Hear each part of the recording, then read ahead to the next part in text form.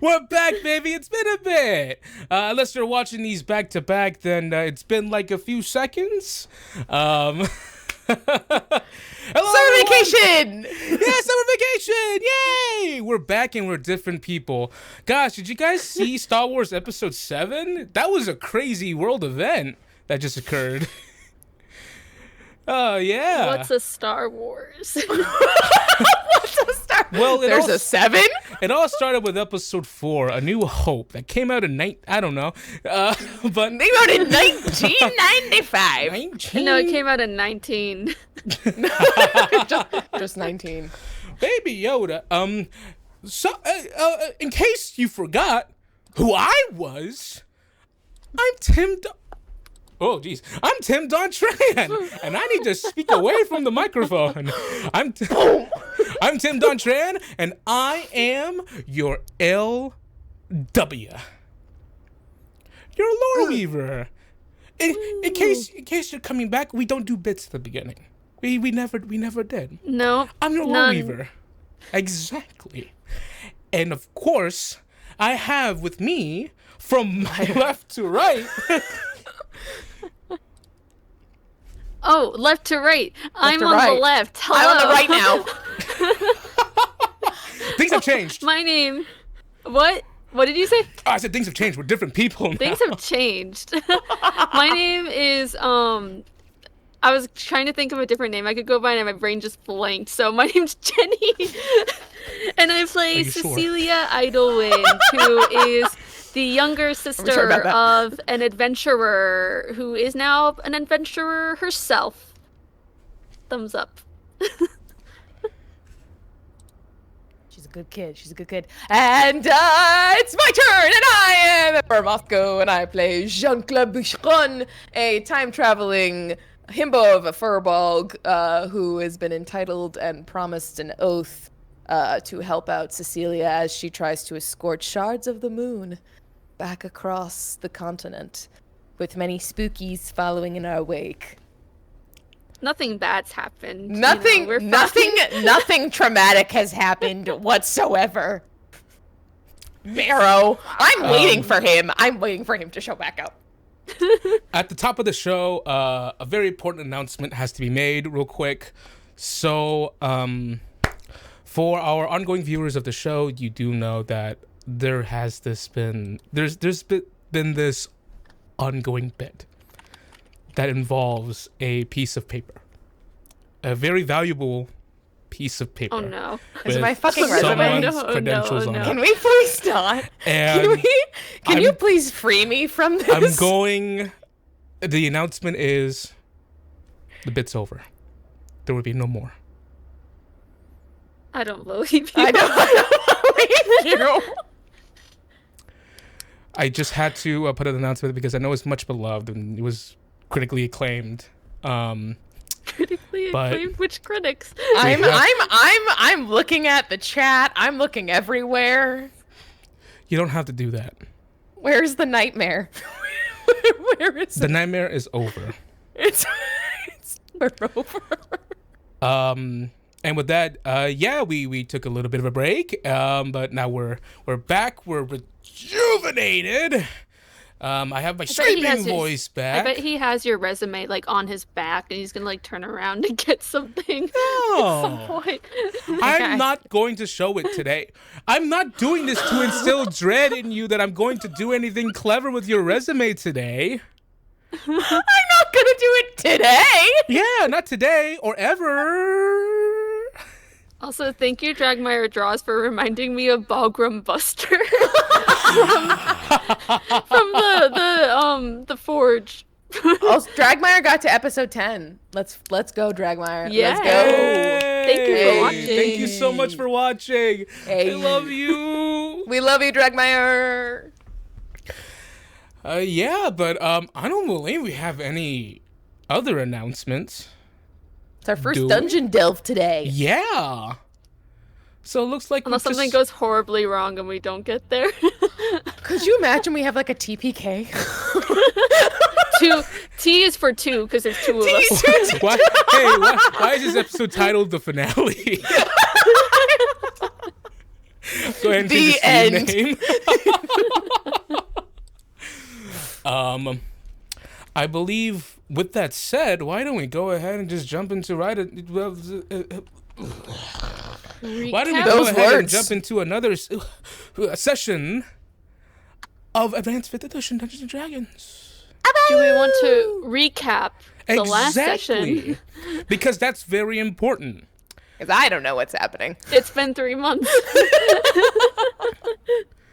All right. I'm gonna read what's in the chat. I can't even touch her nose. I can't even touch my nose. Which is why we can win so easily. Which is why we can win. According to the chat that Jenny has lovely topped up our synopsis, Jean-Claude and Cecilia are led by the Bullywug to an encampment of peaceful Bullywugs called Anura, headed up by the researcher Jeremy, who, like, secretly Cecilia and Jean-Claude think is a bit suspicious, but, you know, it's fine. Jeremy, think bad. We think there's something wrong. But anyway, Jeremy informs them. It's your fault. I'm sorry you feel that way. Jeremy informs them that the hostile bullywugs they'd encountered were from a different encampment known as Cool Anura and are being led by a bullywug queen. He suggests Jean-Claude and Cecilia seek out an artifact known as the Stone of Tongues to help bring peace to both factions. And Stragmeyer says, I know what it is, but it sounds wet and slimy. It does. When the Stone of Tongues isn't what Jeremy thinks it is. Oops. If it's literally like a tongue, like Jean-Claude's gonna cry. Oh, ew. Never mind. Put that back. Put that back. So yeah, and this is all out of love for getting some points from the Adventurers League that we had recently joined. And saving a missing scout leader. And saving Adventurers League and saving some people. Saving Willa. And Does we have JC a small still child. have JJ? Dragmeyer asks. Yes, he does. Oh, Dragmeyer with the callbacks. JC will always have JJ. Question. JC will always have JJ. I think he only takes out JJ though for I think he only takes out JJ for like special occasions. You know what I mean? For like deep emotional talks that he can't handle. Didn't he bring out JJ on our Clean Spirits episode? I think so. So like episodes like that where he has to be emotionally present, JJ will always appear. Cecilia, you should blame yourself.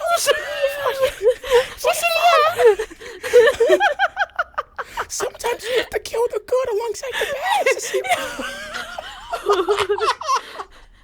Literally, they're gonna be like up against like Marrow or something, and it's gonna be like, this would be a good time for JJ to take to the stage.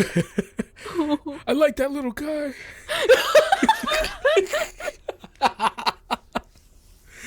All right. Yes, our dear intrepid duo are going to are inside of Looney's Acre and are going to a ruin to recover what seems to be an artifact created by Ramenos, the sleeping god, a big god whose intestines stretch 10 miles wide, and he just it's a big frog who just kind of sits there and lays there with his mouth open, just waits for food to come in. And as Jeremy said the last session, there's too many gods. There's too many. This is proof. Also, that's what the Bullywugs believe. They believe it was made by their god. But Jeremy believes it was made by Ladvera, an archmage who lived hundreds of years ago. And with that said, we're going to start the game, but not on our intrepid duo. We're gonna start somewhere where the both of them can't see. Whoa! What? stealing this tactic from Abria Iyengar. She's amazing. You haven't done this since episode 2. Yes, don't stab me with your pen. I got a pen. I will say, last night when I was sleeping, I was so excited for the game. I was just thinking about this. I did a dance while I was half asleep. I was like, I'm back on my shit. Let's go. Did it wake you up, baby? All about the Mets, baby. The Mets, baby. In the village of Adalera, we come in on a familiar place, a place we haven't been to since the very first episode.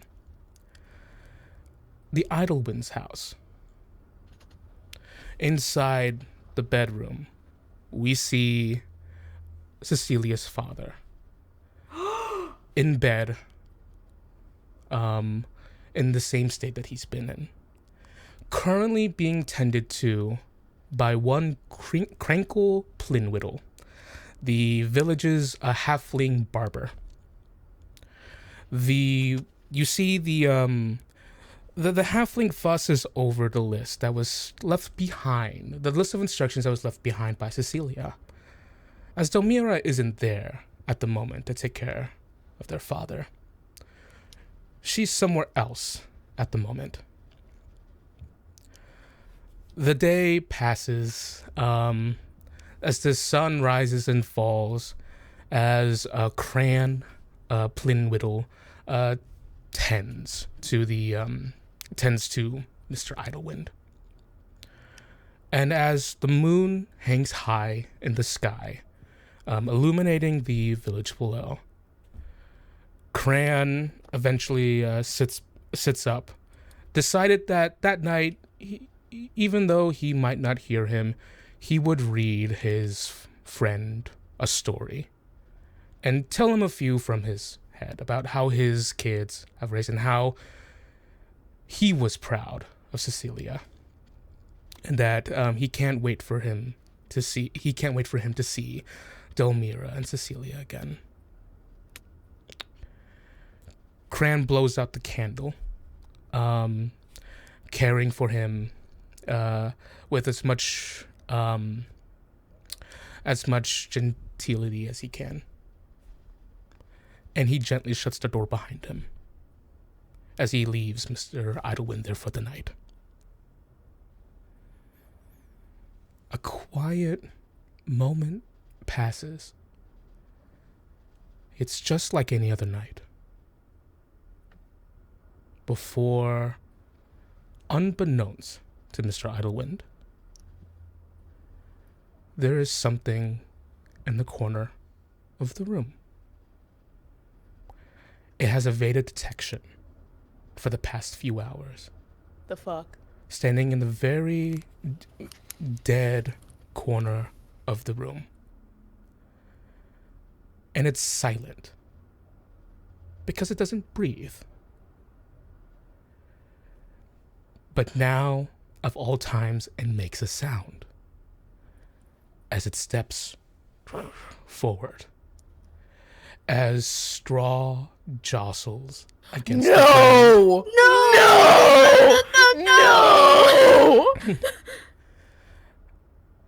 as a scarecrow steps into view of the moonlight. This scarecrow was just hanging in the field mere moments ago, causing one of the families to question, where did that scarecrow go? Probably one of the kids took it down. This scarecrow, which was once a sentinel for this humble little village, don't stab me, this humble village, steps forward, shambling, dragging its feet, its body shuddering as it drags itself ever closer to Mr. Idlewind. It has no face. It's a simple bag. But it moves. As its arms hang limp at its side, it tilts its bagged head towards Mr. Idlewind. And it reaches its hand out towards him. But that's when it relents for a moment, seeing a gentle sheen on Mr. Idlewind's form.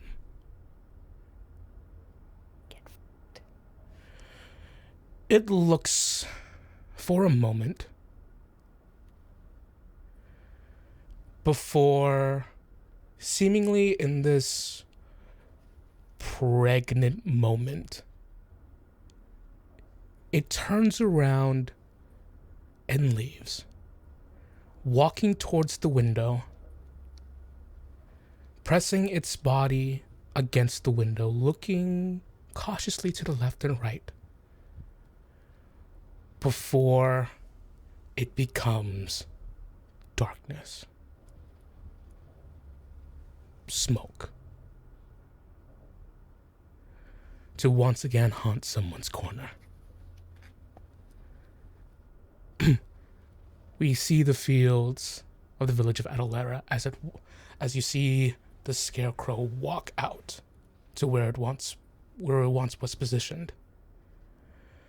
And as the bag leers up towards the moon, the scarecrow collapses.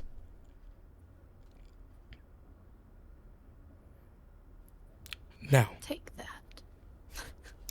I've killed it once, I'll kill it again. I'll kill it many times. Can't survive a little moonlight. What a loser. What a nerd! now, we focus once again on our intrepid duo. With the sun up in the sky, but slowly retreating beyond the horizon, we follow back with Cecilia Idlewind and Jean-Claude Boucheron as they hack away at the intense shrubbery in front of them, as they follow two bullywugs, one a Jeremy Jr. and one the other Tunk, a seemingly very intelligent bullywug that has managed to learn Common, thanks to the efforts of Jeremy von Vuzzler, a lore keeper who was making an active effort to speak with and get to know the bullywug population of Lundy's Acre. And of course, they are trailed behind by Yim, who was currently sketching excitedly in his notebook as he hops behind the both of them. As Jean-Claude, it is thick, it's so musty in here, and it's so uncomfortable, and there's so much shit stuck in your fur.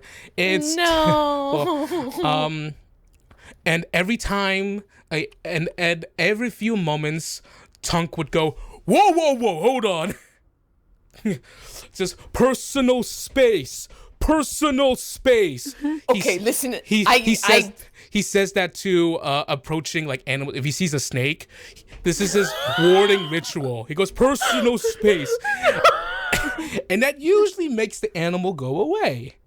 And he looks back at you guys. He goes, "Don't worry, guys, I got you." Thanks, Tunk. Now that is how you set boundaries. Yeah. So will it work if I did, like, you just go like personal space and it just works? Mm-hmm. Try it. Personal space. Excuse me. Apologies. Okay.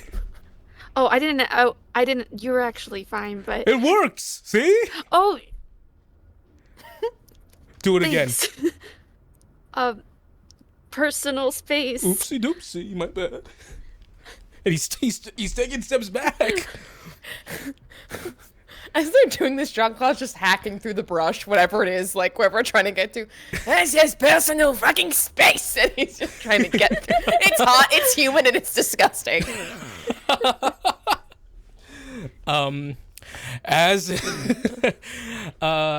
As you are chopping your way through the thickets of this swamp, battling with multiple mosquitoes who constantly fly in your face and my ears, and a lot of you have newfound bumps on your skin now.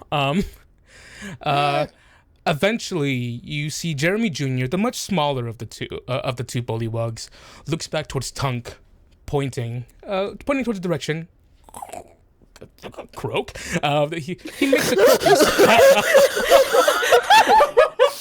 I was like, he goes into cardiac arrest? Jeremy Jr. dies. Good thing we have a cleric on hand and a herald. And you hear Tunk goes, all right, we're getting into the personal space of the ruins. He goes, right. Yeah, he just goes, all right, Jean-Claude Boucheron, look me in the eyes. He probably towers over him. So he'll squat. I could pick you up if you want. Yeah, that'd be pretty sweet. She just always. So he'll half squat because he's probably, even with him hoisted up, it's not gonna. There's no way he's gonna get to his face. Are you ready to do this? Yeah, get in, get out, right? Get the stone of tongues, whatever it is, and then we go save the people, eh? Yeah, you got it, coach. All right, everyone's hands in. Oh. Cecilia's scared. She's got her.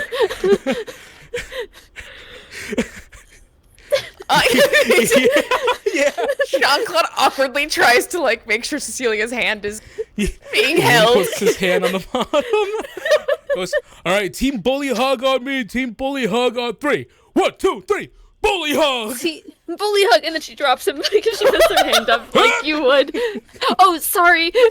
Jean-Claude has no clue what the fuck is going on. He doesn't understand sports, so he just nods. He gets up and he goes, it's okay. Did you get knocked down? You just get back up again. Hey! And he starts... That's a great perspective. He walks so happily, going towards the direction. I really like his spunk. He tosses me out. Why? Really positive. Exactly. He trudges. Jean-Claude swings axe on his back on his shoulder, continues through. As we are making our way through, real quick, Jean-Claude, can you roll me Why? a d20? A d20. Yes, please. Luck roll. 17. That doesn't seem too bad. I don't know what it's for, but Okay. I think it could be worse. Now It's Mara, probably. roll. Now It's the fucking scarecrow. Now roll me a d6. Why is this all up to me? Why? Whatever happens, it's your fault, Emma. I know, it's a 1. It's gonna be our random encounter. I know Okay. it. I know it. Here's what I want you to do. The number 1, take that, keep it somewhere. Just remember it. Okay. This is going to be for you and me to maintain. But as we are journeying through the thickets of the swamp, Tim's ready to go. I am not. He's just fucking guns blazing, and I'm scared. Okay, 1. Got it. 1. For as you are kind of like cutting through the thickets, another thing cuts through. A cold breeze kind of blows in from the back, but only one person feels it. It's Jean-Claude. As you feel this sort of like small chilly breeze, all of a sudden it's very it's very noticeable. Just a sudden cool breeze, and then you're back to sort of the humidity of the swamp. Ooh. He visibly shivers, which is odd because it's humid and hot as fuck, I'd assume. Did you see another snake? What? Oh, he snake? No. Personal boundaries. Where? No. It's no. Personal space. You got it. I was testing you. He goes, did you not, I mean, it was nice, but did you not feel that breeze come through? Like, very cool. Oh, Breeze? no. Maybe you blocked it. no one. It was very, very cold. Like, you know. Do you have a fever maybe did you get wug fever? He's feeling his forehead. Also, wait, can I not get diseases at this maybe level? I should make personal space. I think you do. I think you have divine health. I think so. I think so. We'll find out. He goes, I don't think I'm sick. It's okay. Don't worry about it. Are we almost to the place with the thing? Yeah, you know? it should be a couple steps this away. Right. And as everyone presses on, eventually you see says like, "Okay, yeah, right over here." And it takes a bit, because he says right over here, and you expect to see it immediately, but you're still digging through stuff. But eventually you see, heading up through a clearing. There's a wide clearing that arcs out in front of you. Muddy swamplands that's still very fresh with water. Little puddles of water that are bespeckled above the mud, and you see situated in front of you this large structure. It had pillars, you see, like those Roman-esque sort of columns, like 4 of them that are like mounted up the front, but it's obviously very old. There are ruins in front of you. What seems to be like an overhanging like roof has crumbled, and you see fragments of what was left standing, and at the bottom piles of rubble and stone that probably is the cause of age. To compare the size, it's about the size of like it's about the size of like one of those like really huge temples to like Lathander within the city. It's a rather sizable structure. Beyond it, you see that there is a large two-structured gate. And in front of it is a little tent encampment, which is not strange because you remember Jeremy said that he made some progress in this dungeon. And you see that one of the doors is slightly open at the moment. He goes, "Here it is, Casa del Ruino." Yeah. Quick question: was with the wind, the cool breeze, would my divine sense have triggered, in any way, shape, or form, or is it just like, you know, like, do I think this is some kind of fae or elemental of sorts? Give me one moment to actually assess that. 'Cause I bet it's ERI. What? I bet it's ERI. That was my first thought. That hag who talked to you a few sessions back. The fae, the one who asked me for like, what was it, a second of my time or my name? I didn't give my name. I don't remember. He was just like, I don't even remember what he offered. He was like, "Come talk to me and I'll help you." Divine sense detects celestial fiend or undead. Oh. So no Celestial fiends, fae, elementals, or aberrations, and undead. Give me a perception check. Okay. Perception. I'm not stressed out. I'm not stressed out. You are. I'm not stressed out. You. Computer's mad at me. Yeah, I see everything. It's a fucking 5. 5. I will tell you since you are using divine sense. You're not sure, but you've sensed presences with divine sense before, and you are aware of what happens when you receive the scent of a certain of a certain like type of person. You catch small whiffs of it, And this is not how divine sense should work, by the way. If it senses it, it's strong. No, it doesn't matter if it's hiding or if it's faint. It will be a strong registration. Right. But right now, almost like inconsistently, it's a very small whiff of a familiar smell.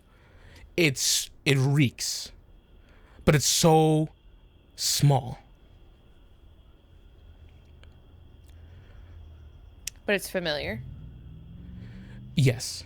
But you can't quite place it at the moment. Okay, weird. He's just gonna turn to Cecilia and say, "Just be alive, okay? Something's off." I mean, I was trying to be careful, it's a dungeon and stuff. This is basically a dungeon. I mean, there's something else. I can't quite put my finger on it, but just be aware, everyone, okay? And he looks to everyone, including the child, Yim, who came with them. If it is a bit too dangerous, I probably shouldn't go in, but I am going to stand a good few feet back in case there are any explosive traps. You really should not be here. And you just see Tunk just goes, don't worry, no fun warm traps out there. Poison darts stuck to the ceiling? Yeah.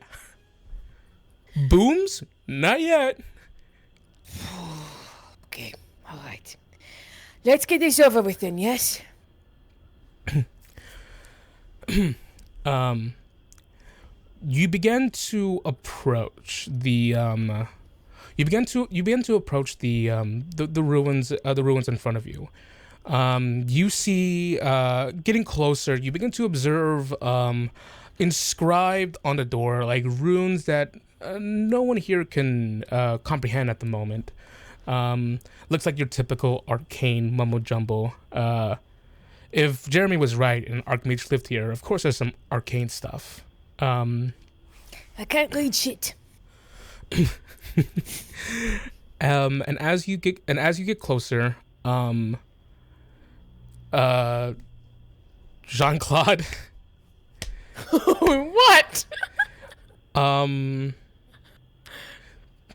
You ever sometime I'm asking Emma this. Emma, okay. When you're sleeping in a dark room, do you ever just get that uncanny feeling that something's watching you in the corner, and then maybe your own eyes carve a shape of a human in the corner? I hate you. That ever happens to you? Yeah. There's an unease that suddenly grips you, and you're not entirely sure what it is. And you're looking towards the darkness that casts over the stone overhang above the door. And your attention is being drawn to a dark corner. So it is the temple that's being this dark corner of the temple? Yeah, it's a dark corner of the temple. It's to the very edge of the door. Okay. Yeah. Fuck this shit. I'm going. What have I got?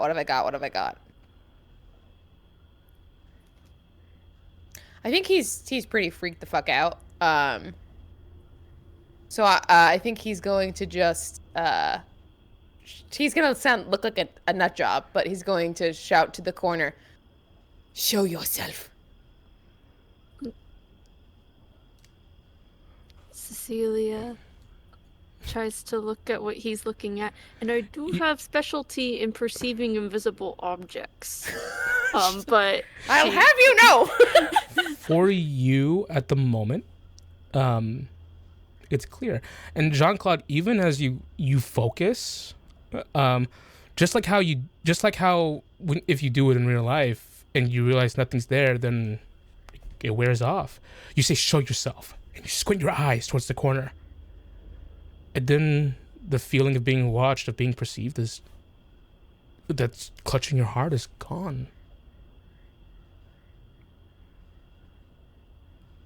I have turned the Faithless, where a creature's true form is concealed by... If it's concealed by illusion, shapeshifting, or another effect, the form is revealed. Can I use that? I believe that is your channel your... That's a channel divinity. Yeah, your oath charge. Yeah.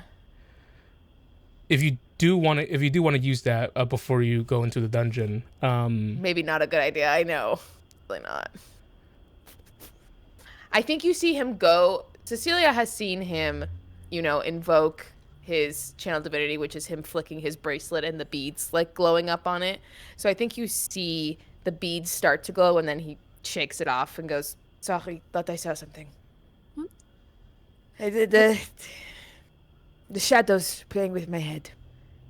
Are you sure you didn't see something? I mean, I don't see anything, but I wouldn't be surprised if there was something. Something feels off, but I think we just need to get out of here. You know what I mean? Let's go in, get this thing, and then get out.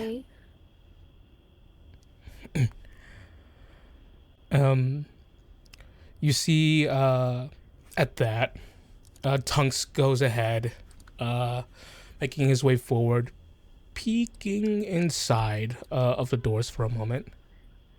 He just goes, "Hey, Jeremy, we closed this last time we were out here, right?" "Right. Yeah, he could say that again. That means yes, by the way." So someone's been here, is what you're saying? That could be the working theory. Or the wind from the inside blew this big old stone door open.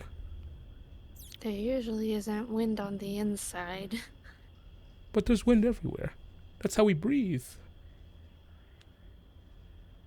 But what blows it, it just kind of stale air on the inside. That's wind.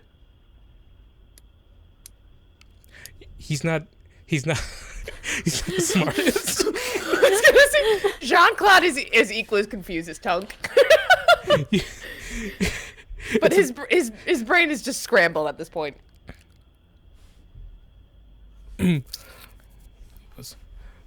All right, everyone. We gotta be real sneaky. But also, we disabled some of the traps when we came in here, so we got a good head start. Right. Okay.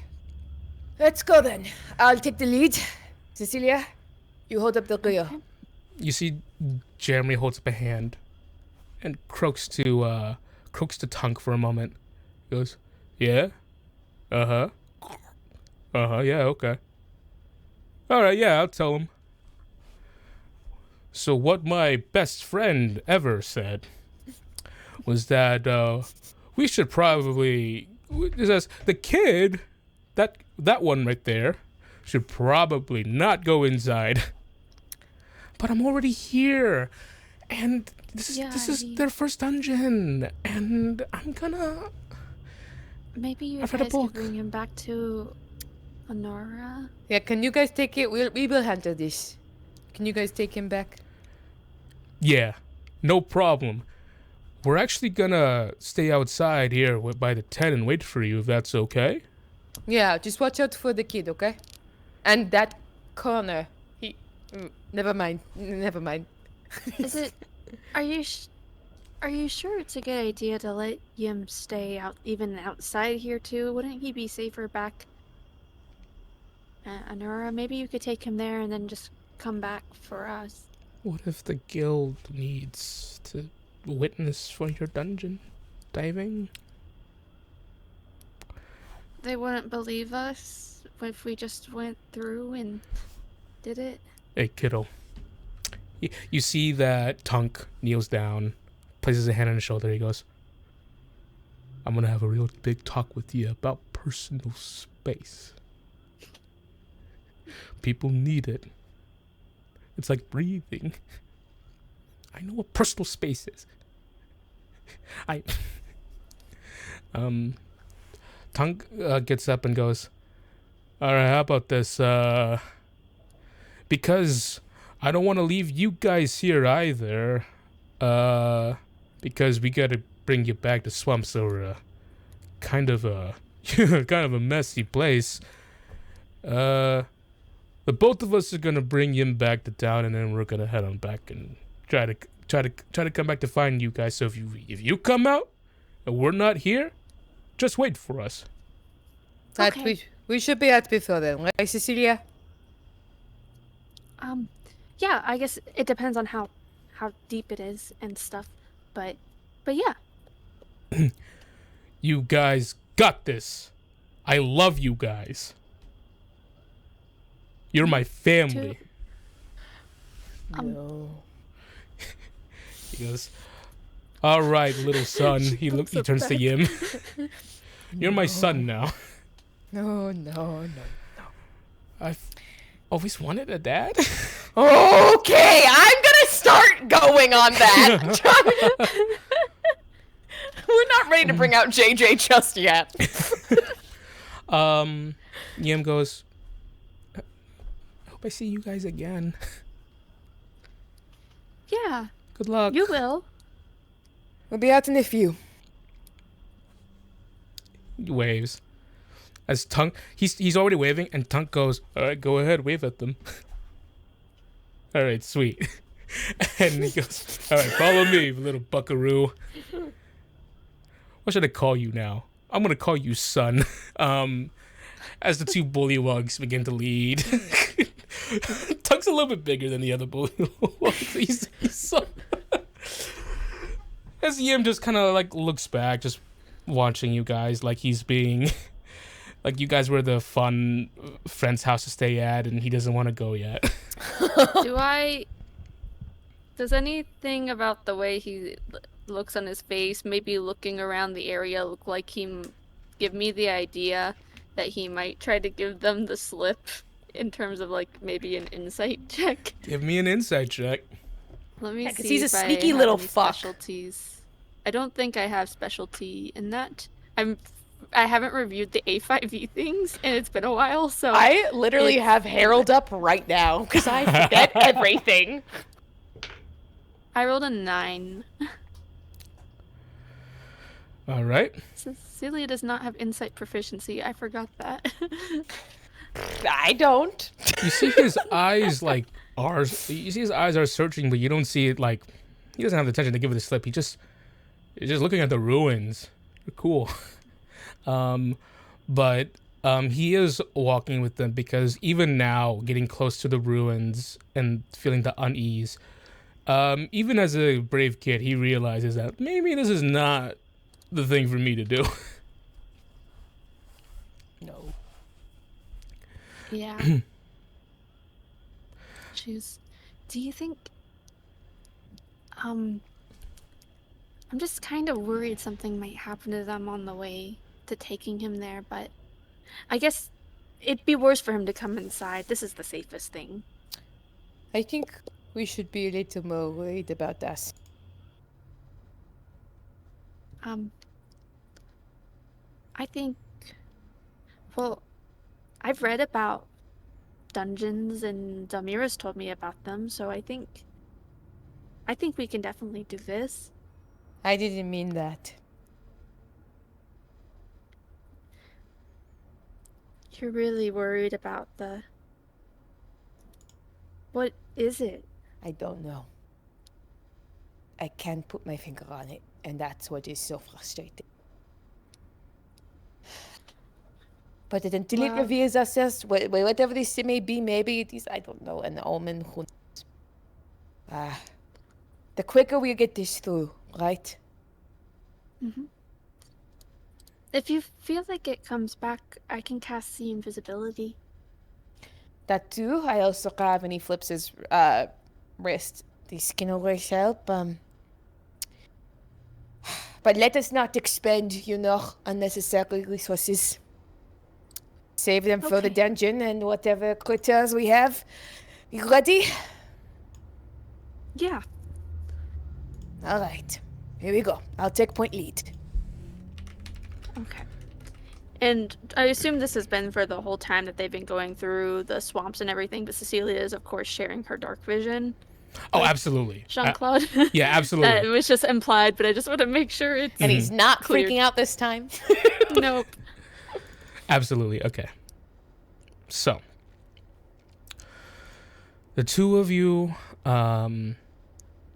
spurred on by the adventure, spurred on by the need to save those people in Kulanora, the both of you take your first steps into a dungeon. Give me one moment to set up my TPK. It's not hard. There's two of us. No. It's a Except Two-player kill. 2-player kill, baby. We are very healing heavy. We are. Tanky, heavy armor. Hey We're everyone. Not great with ranged. Hey everyone, while we're here, let's play a little game of Timmy listens to the soundtracks to see if what sounds like what again. Oh yeah. Let's play a little I don't think I even have the foreboding. sound on. Shoot. Let me turn on my music. I like this little. We've got some acoustic playing. This is gentle acoustic. This is not dungeon music. Not a dungeon. It's cave time.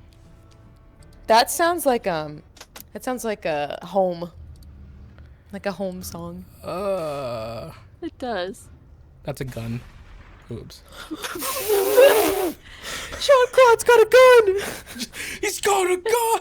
He's got a What do you have? A gun. I won't hesitate to beat you. What do you have? A knife. No.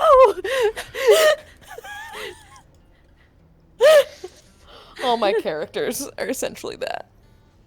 Dragmire hears no music. That was something we were gonna try to fix before this time, but I don't think we did.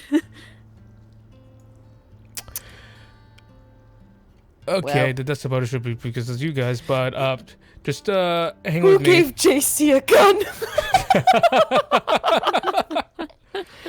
You know that song Angel with a Shotgun? It's all about Jean-Claude. Is that on Okay. Aura's playlist? It is on Aura's playlist. That's what I thought. All right. So, It's very quiet. I think we're gonna try to fix it between different streams because we had earlier streams where it was very loud and then it was loud enough and then something happened. But we were talking about it in the break. We just didn't get it fixed in time for this one.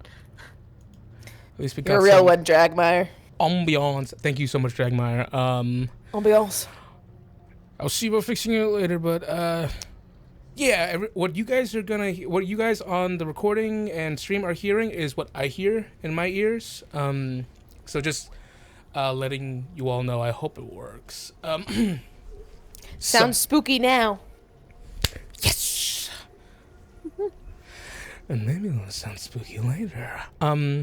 So. I quit. No, come back! I got the pen. don't get the pen away. Don't stab me, please. The two of you enter into the ruins, and immediate difference.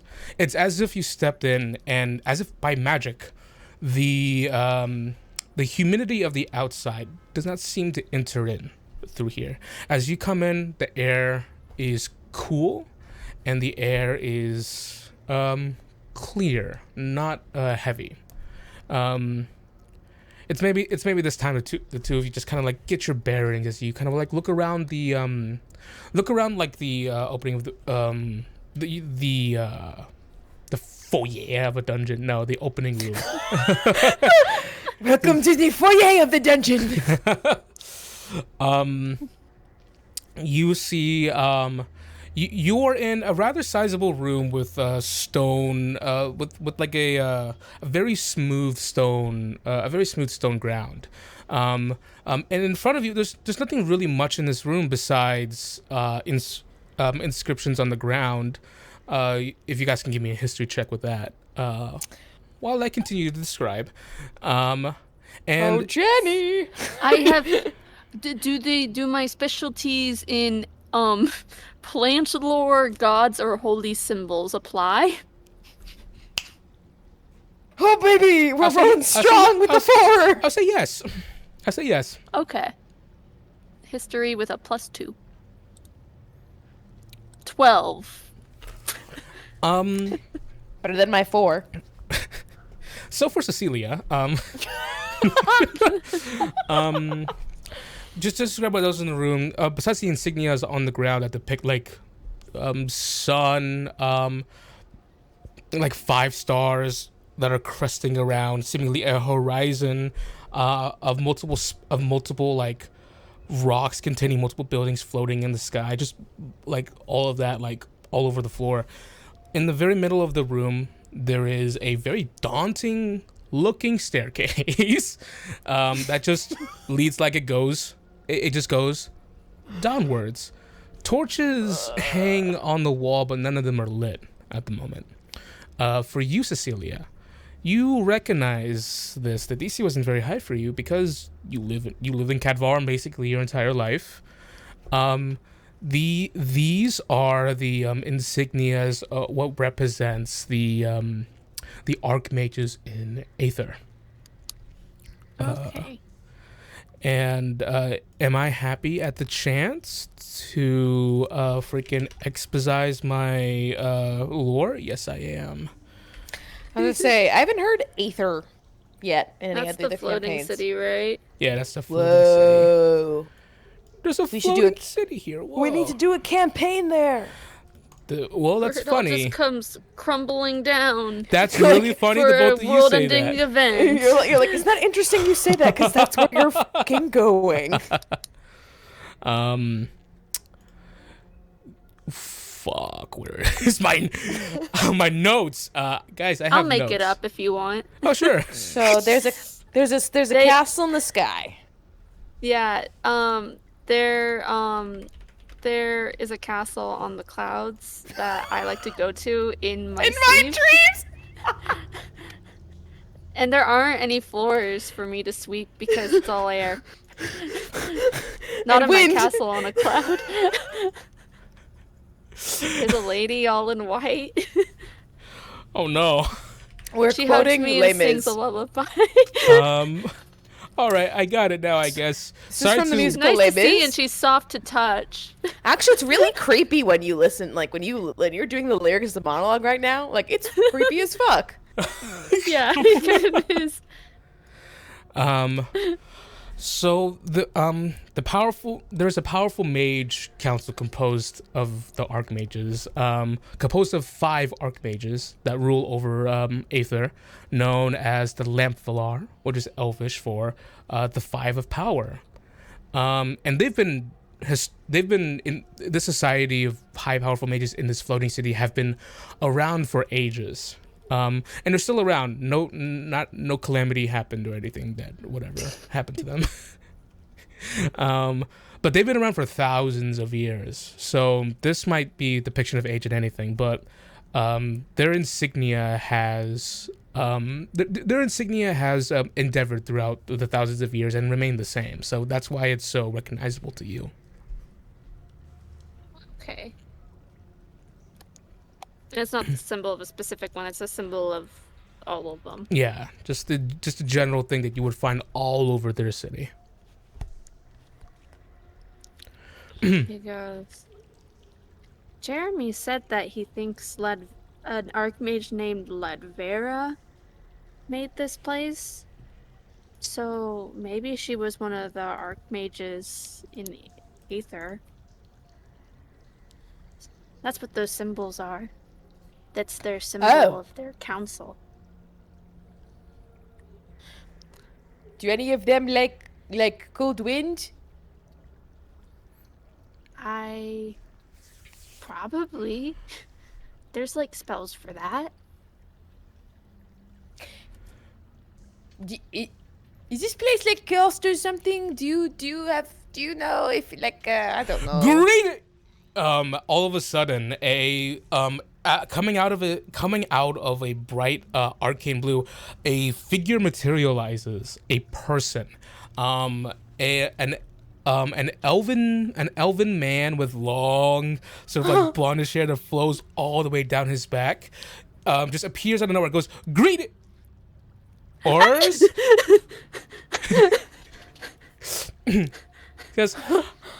says, bequeath on me. Why? And then it fades. It fizzles out.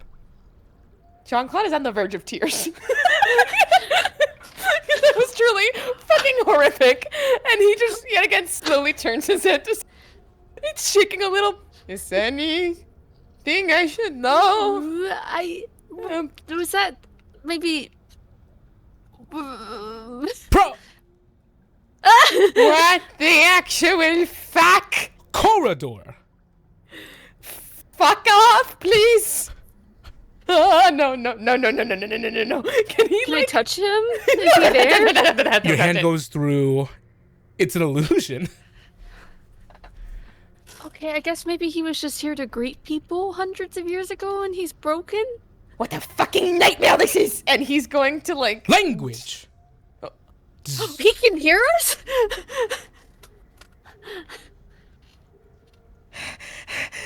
This is...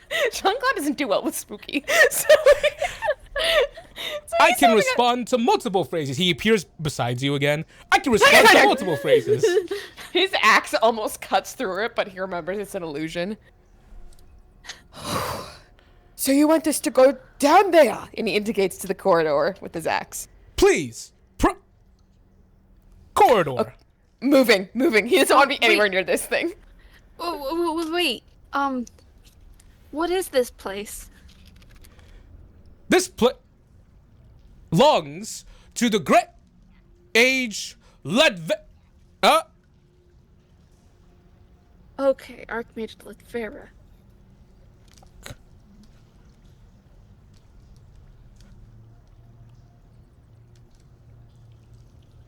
And the illusion disappears. Okay. That was scary. Do you have a question for me? Peering right behind you. I can.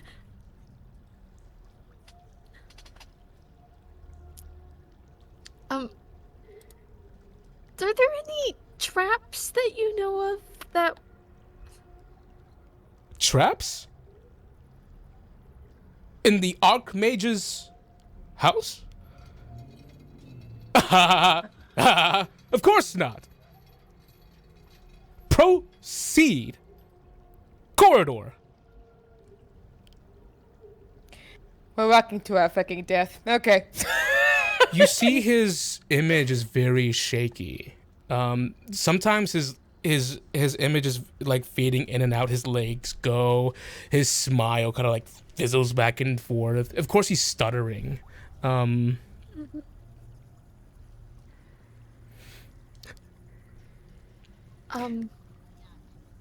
Is the Archmage expecting us?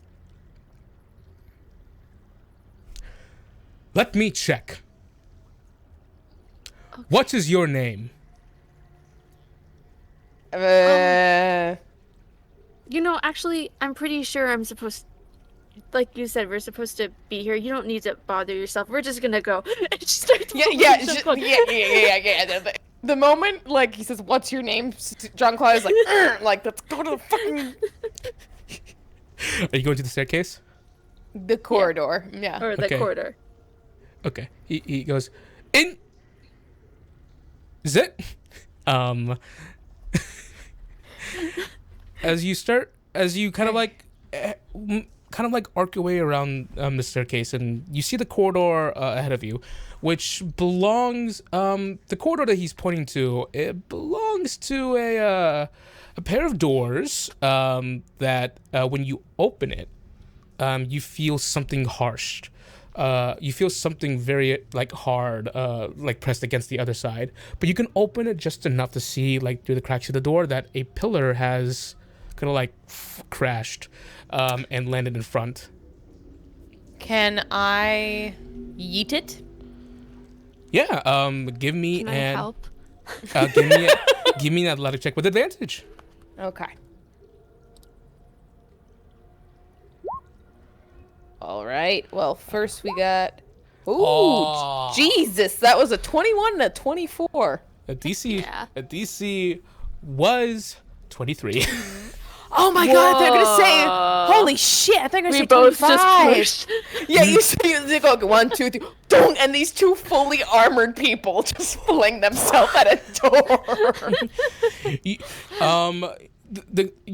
With the sheer amount of force of you just lobbing your body into the set of doors. Wild. There is shaking. Parts of the stone door actually like sediment just falls off, and the huge stone pillar just slowly groans as it rolls, and as it rolls off of what was ever leveraging on the other side, you hear a crash.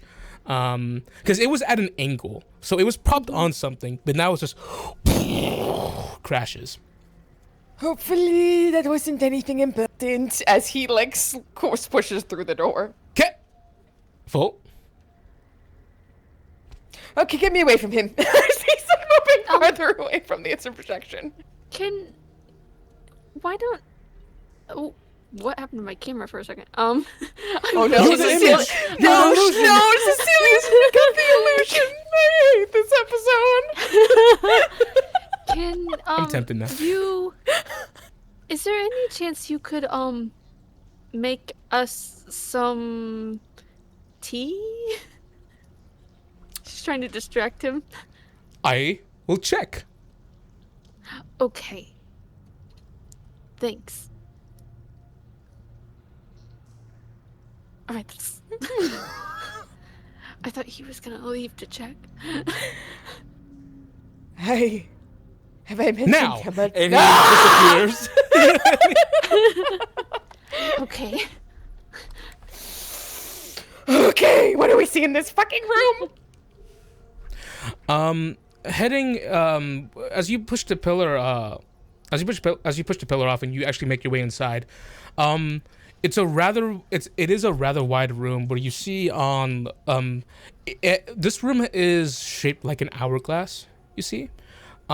On your sides, where the hip part of the hourglass is located, that's not correct. You see, it's like a woman's body. I know it well. a dungeon. You must treat it like a beautiful. This dungeon has an hourglass figure?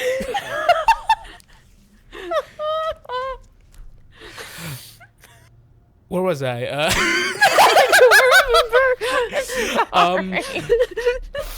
In the hip part of the hourglass, you see to your direct left and right, you see the parts of the pillar. It is a high-rise, like high-ceiling room that makes you question something right away. The ceiling was definitely not this high when you were outside, looking at the ruins. And now that you're inside here, you see how high the ceilings are, which is like a good 60, 70 feet high. It was not that high outside. This is really big. Immediately to your left and right, you see glass cases shattered, covered in sediment. Just it's ruins. If there was something useful here, I would ask for a check or something. So just letting you know the modus operandi going on here. Yes. Okay. And in front of you, the room sort of bottlenecks, where you see multiple tiles decorating this entire space in front of you. Now you see that each tile is of course that adventure things kick in. Of course there has to be traps. One thing becomes obvious to you right away. As you see on the sides of the walls where stuff should be put down, you see books and little pedestals of where things were hanging. Now it's not there anymore. This place was obviously once glorious, probably pristine, and looks like a museum. You see immediately in front of you, the tiles, I'm not even asking for a check for this. This is how obvious it is. Some of the tiles are raised, and some of them are more raised than the other, higher and lower. And you do see alongside the sides of the walls, in the little indents of the walls, you see darts already like embedded in the walls and flopped about. Someone's already been through here, and it's probably Jeremy. When he said he triggered some traps. Somebody got in here, but that pillar against the door was really heavy. Right. Did someone put it there? Or did it recently fall? Could this whole place just like fall down? Yeah, I fucking hate it here. I'm not going to lie.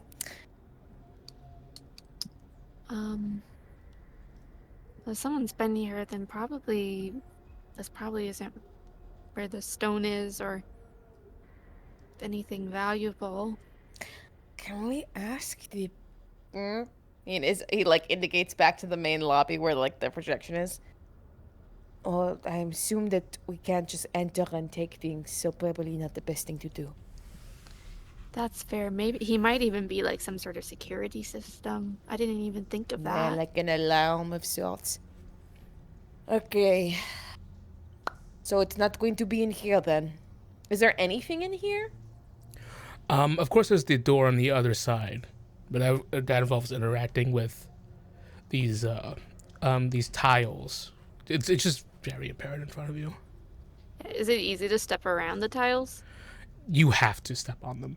There are. It's rows of two that just go straight forward, and some of them are higher than the others. But there are darts already in the walls, right? Yes. I'm wondering if all the darts have been used up. Maybe we... I mean, the pillar's really heavy, but maybe we should just, like, roll the pillar along. I was thinking like I throw a rock or something at it. Let's do it. Let's fucking go. We have nothing to waste. Throw this fucking pillar!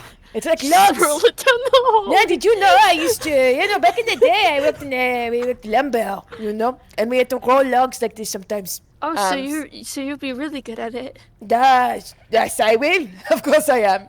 So he gets ready behind this pillar to roll it across the fucking floor. Just ahead of us, we'll just push it, but not follow it until it's As you're pushing the pillar, a guillotine cuts against the pillar. You see a pitfall trap opens. As you're just pushing the pillar in front of you. So maybe no. Fire. So the traps weren't disarmed. One of the gems, like they were hanging on the side, just spews fire, and then on the left side, acid splashes. Yeah, I think we're good here. How was your experience so far? Peering behind you. He jumps out of his skin.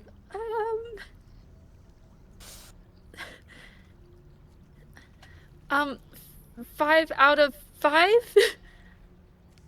Recorded. Think. We're really hungry. If you could, whip something up for us to eat, we'd really appreciate that. Jize. Apologize. 1181 years.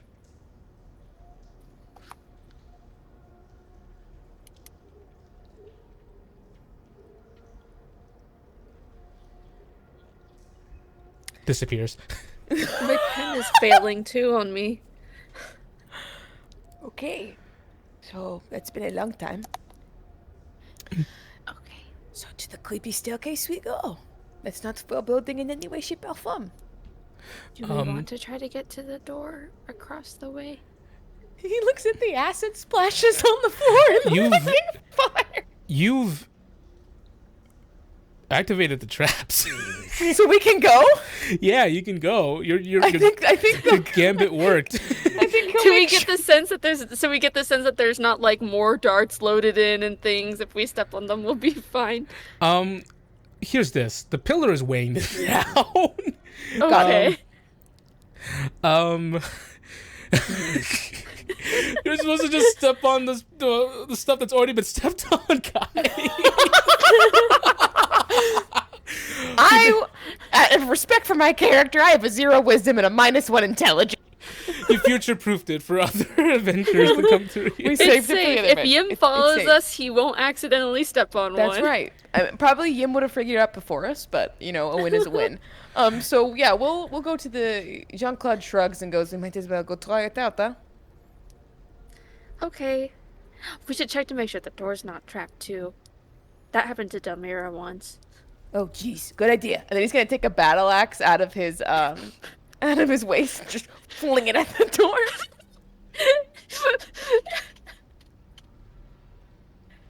That's complicated, actually.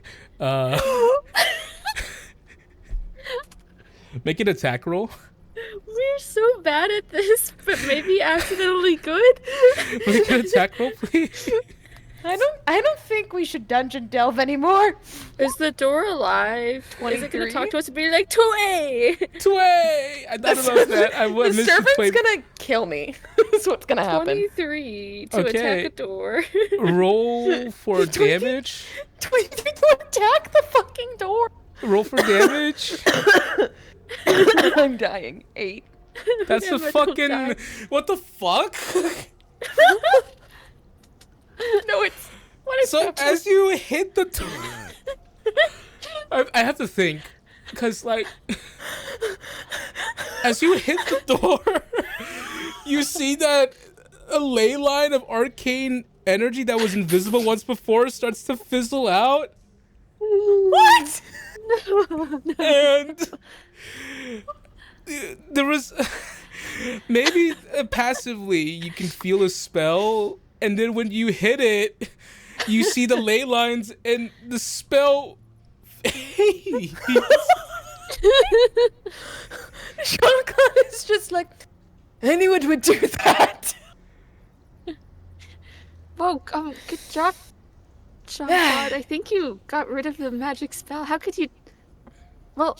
You know, being the captain of the Roving Guard, you learn so many things, and he's lying through his fucking teeth. That's like a fucking paragraph in my notes. That you just fucking slapped. You just slapped it. I was like, yeah, the AC is like 20. Okay, the HP in my head, I'll put it at 8.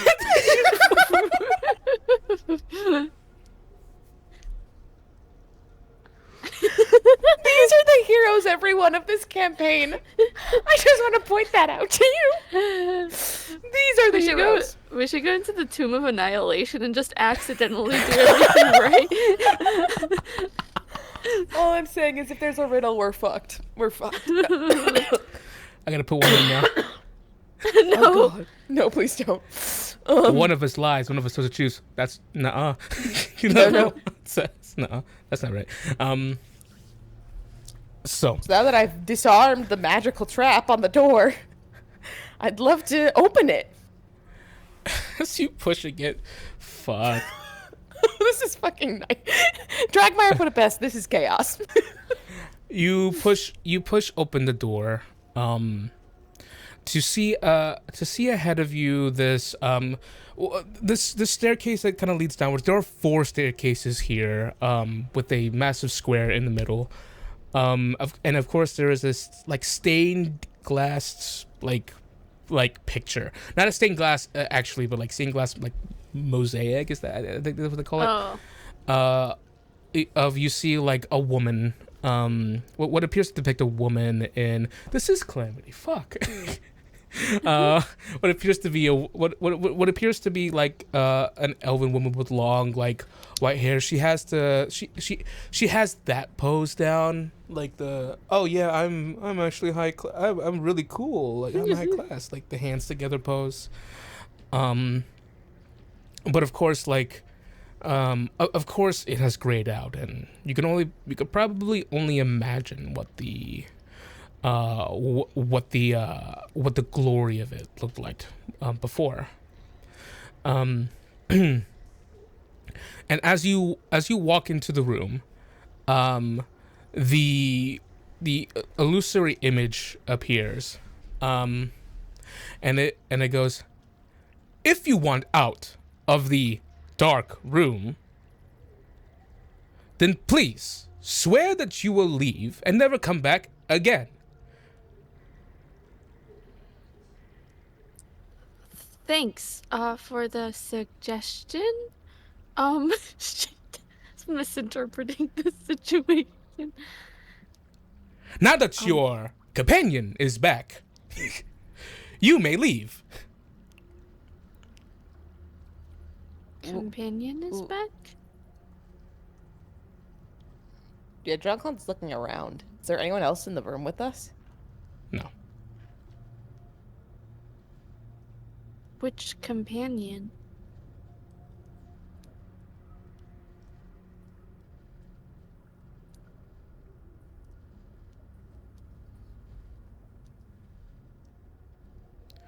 Disappears. No, really? Yeah.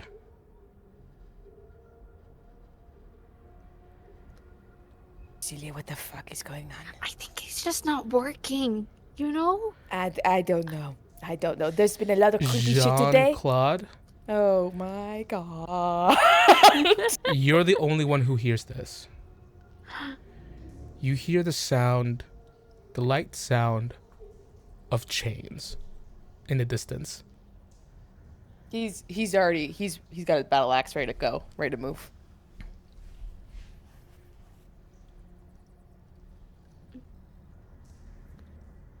All right, come out. Come on. You've been following us this whole entire fucking time. Cecilia looks around. Roll a d20 for me, Jean-Claude. Is this like, am I under like a madness spell? Someone want to fill me in? On if I'm losing It's ERA. my I shit? swear it's ERA. Oh yeah, I'm gonna kill him. it's Faye. 9. Roll a d20. Another one? Yeah, roll a d20. Yeah. Okay. Because I'm remembering my 1, whatever that means. 4. Okay. I have a feeling these are bad things. Add This is stressing me out too. add that 4 to that 1. Add the 4 to the 1. Yes. Okay, so 5. Okay. You're gonna go crazy when it hits 20. Is this me looking in Level Up 5e like, what is this fucking bullshit? I And dropped my journal. And I'm really high up. and I'm gonna message you something real quick. Pick it up with my feet. Ugh. I couldn't do Is it that without the knocking everything down. Feel free to talk while I message Emma real quick. Oh, so it's my show now. Is what you're saying? Welcome to the Cecilia Idlewind Show. I can quote more musical theater if you want. For real though, Castle in a Cloud is creepy lyrics. It's got a creepy tune too. It's very fitting for this episode. Castle. Yeah, it is kind of like dark. This over Discord, Tim? I'm just watching. Wait. Yeah, it's over Discord. Okay. How are you, Dragmire?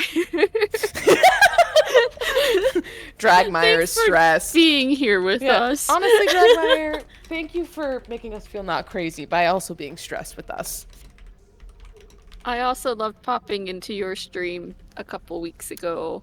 That was a lot of fun. I should have been there. Oh gosh. You should Jenny have. told me, and it sounded awesome. Do you think you'll be taking up adventuring in this event? I think she will. She right now is still Oh my liking God. the idea of being an adventurer. So this is something that the player knows or that Jean-Claude knows? Yeah. The player knows, but the Jean-Claude, Oh, it just feels wrong. I think I'm he not kind of traumatized enough yet, Dragmire. yeah, I think you see like him try to shake something off. And Are you okay?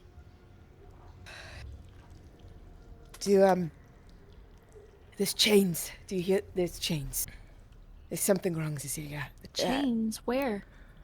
Is there anything coming from where he heard them? She needs you, Jean-Claude. And only you hear that.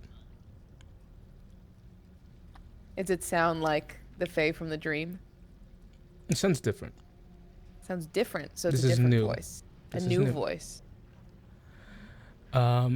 You hear the voice beckoning it out to you, but it's almost as if it's telling you, by yourself. Talk to me by yourself.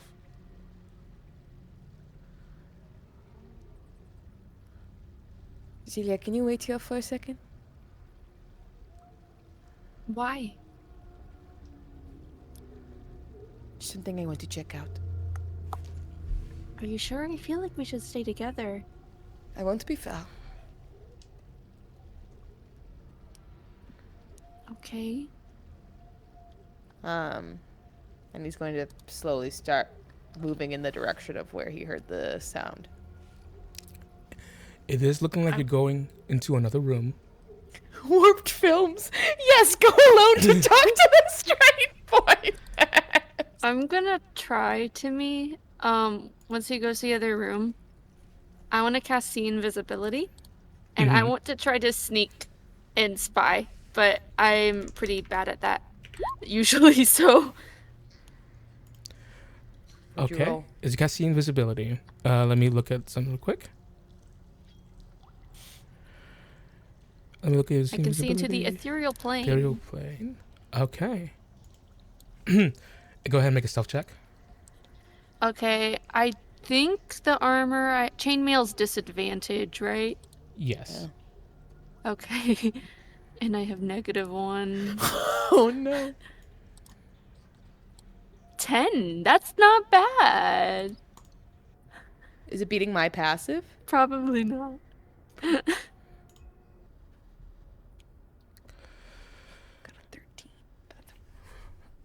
13. Cecilia, as you make your way into the room, the see invisibility comes on. You're trying your best to sneak. I'm just trying to be like around the corner of the room he went to. And as you kind of like as you peek inside, seeing where Jean-Claude's going to, Jean-Claude's this room seems to be like a fountain room. There are buckets about the place, rotten wooden pails that have already spilt over. The fountain is not a fountain. It is a crumbled, it is destroyed. But it has the shape of what was once a fountain. Mud. It has sort of like mud has like taken over this room, and the mold from the outside is crept inside through the cracks in the wall. You see, and only you see this, Cecilia, in the very corner of the room, a translucent sphere that is small, and you have to squint to see it, even with your dark vision. You don't see what Jean-Claude sees, which is, as of this moment, darkness.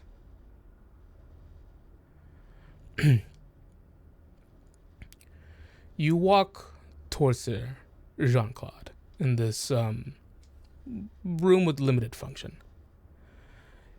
Looking towards the corner of the room, you feel it again, that feeling of being perceived, that feeling of being watched, that small twinge in your brain that for some reason, even though you don't see it, your brain does. As you look into the corner of the room and just see nothing but darkness. Not darkness, you have shared dark vision, but there's nothing.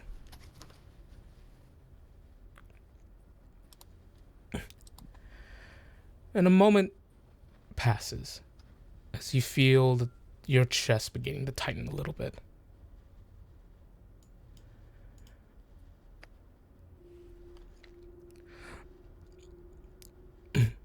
Nothing seems to come out at the moment. Nothing. And for you, Cecilia,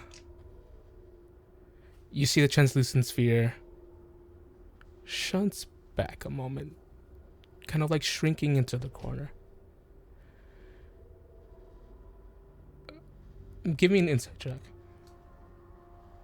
Me or him? Yes. You. Okay.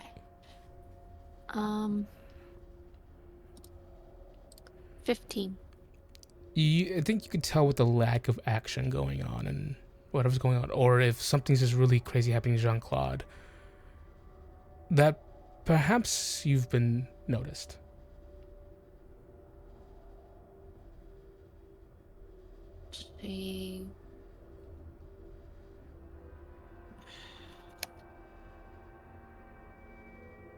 She'll back up so that she can't see it anymore.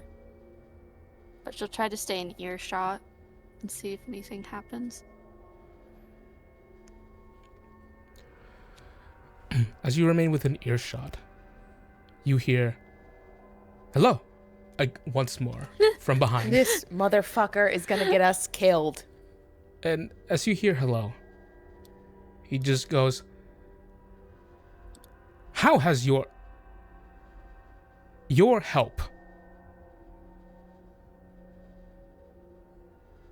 The Archmage needs." The Archmage needs help?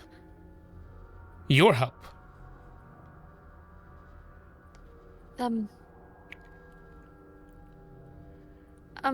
Yeah, and Jean-Claude can probably just hear Cecilia closer than she was.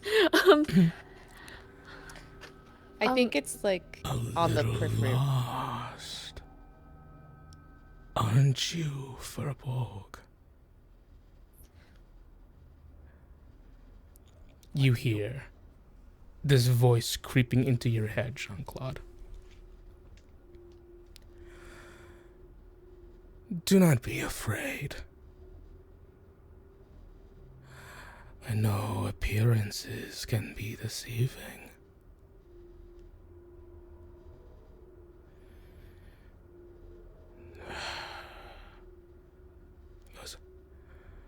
One of my charges has met you before. And I will tell you right now, there is nothing to fear. What you are feeling right now is just simply who I am.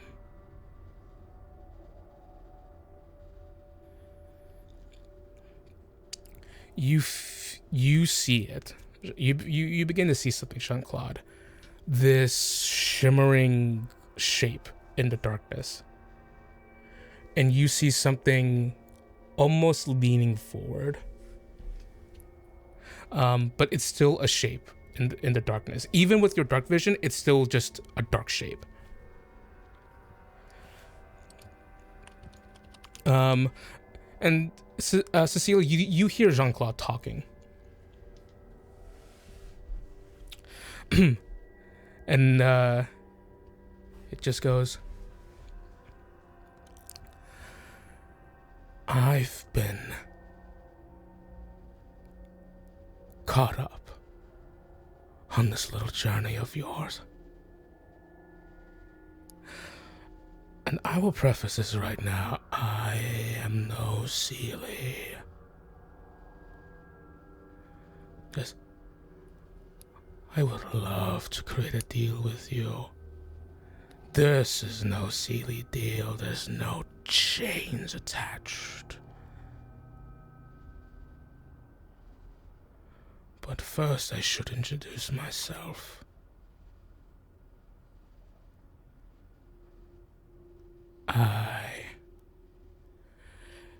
And you hear this little murmur.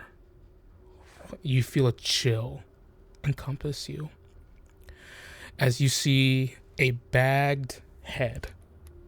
Scarecrow, fucking knew it. He's mad that I kicked his ass. Get fucked. Bagged head lurched forward. This one's a lot bigger. It's a lot bigger. And you see it has body like twine, like it's held together by like sticks. You see this like deceased like bluebird like stuck inside the twine of its body. It's very tall. There's no features or anything. It's just a bag.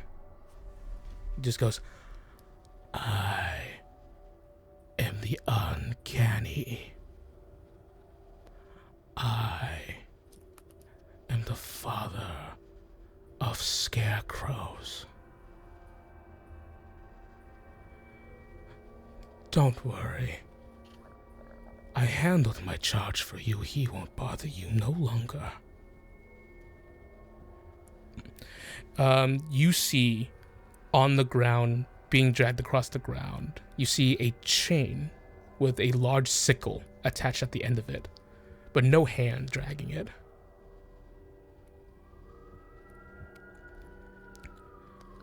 You're out of time. You're lost. And so is your niece. And so is your brother. Stolen away by the Fae. Forced to be within the grove of dreams.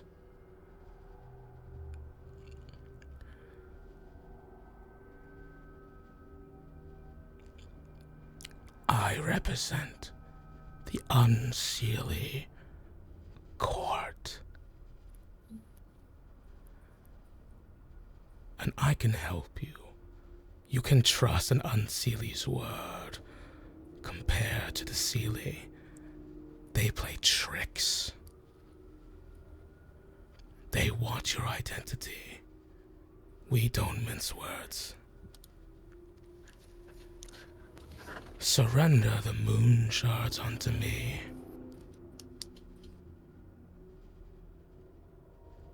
And I will seek assistance in your plight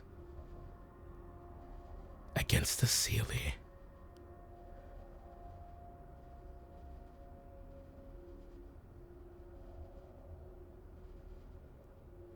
So, and he knows Cecilia's behind him, or she's listening because he heard her voice earlier. Goes, so you want the moon shards? What will you do with them? A fitting gift for the Queen of Air and Darkness. The Queen of the Unseelies. And it will save Idlewind. It will save Cecilia.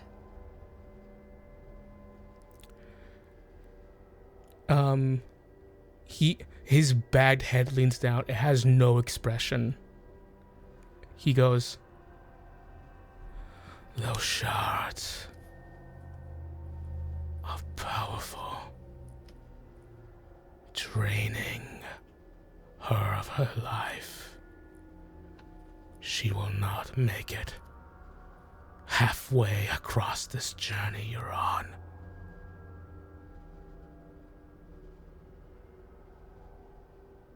They are bound to her because she is lunar touched. Lunar touched? Touched by the moon, by Saloon.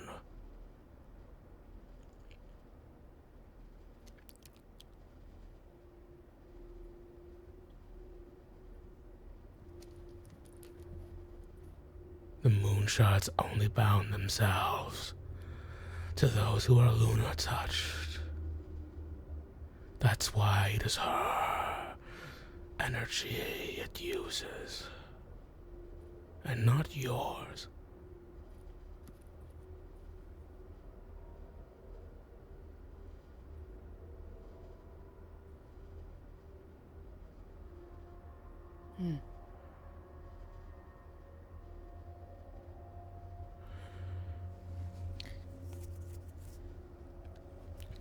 Then why did your child seek to kill her?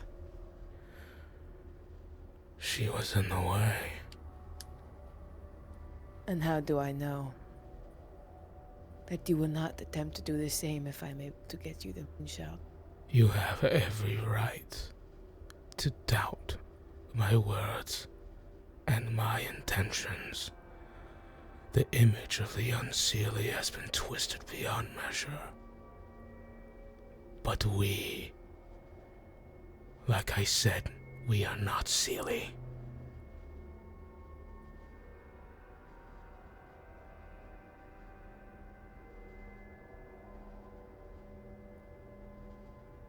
But you are Fae. Yes.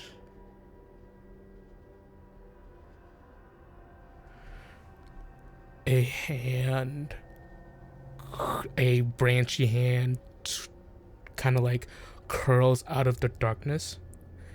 And Cecilia, you feel a chill slightly in the air, but not as intense as Jean-Claude. You see he tugs at the top of his head.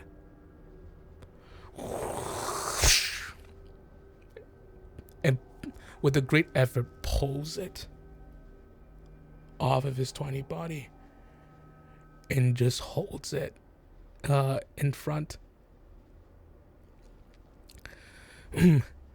You see a slow line begins to get drawn, cuts across the bag.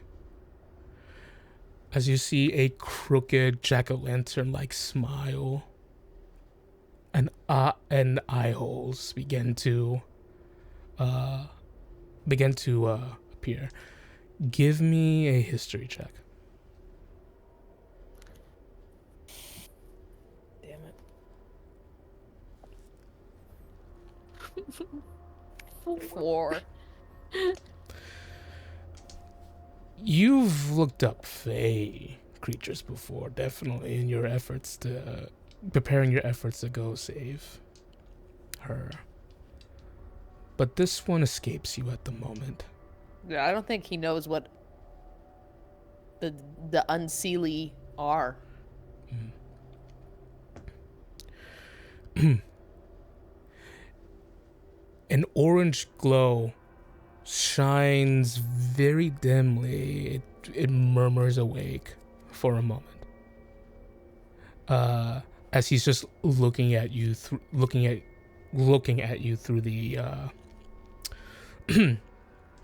through the eye holes, the orange glow of the mouth. And he goes, "Consider." He says, "Winter is coming." I mean, Game of Thrones. No. Winter is coming. And that is when the unseelie is at their most powerful.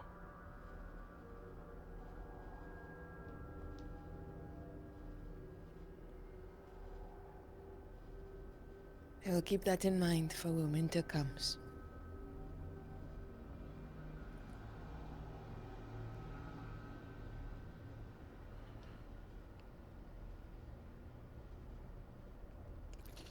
Does that mean you won't?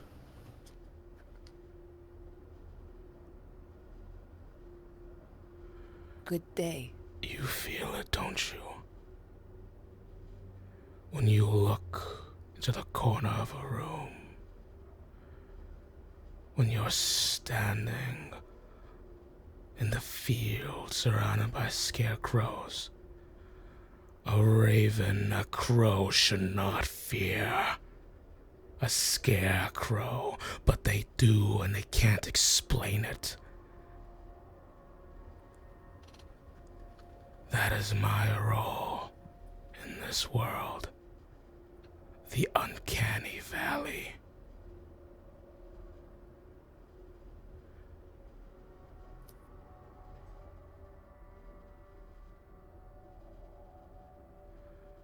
Uncanny Valley or not, if you try to harm her, I will cut you down, much like I did your charge.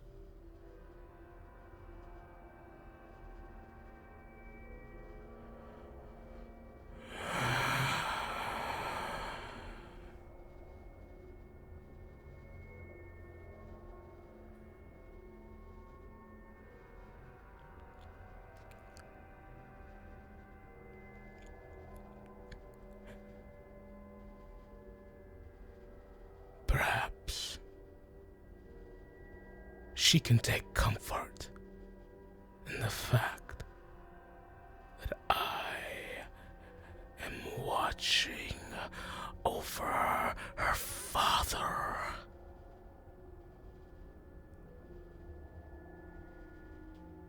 You leave him alone.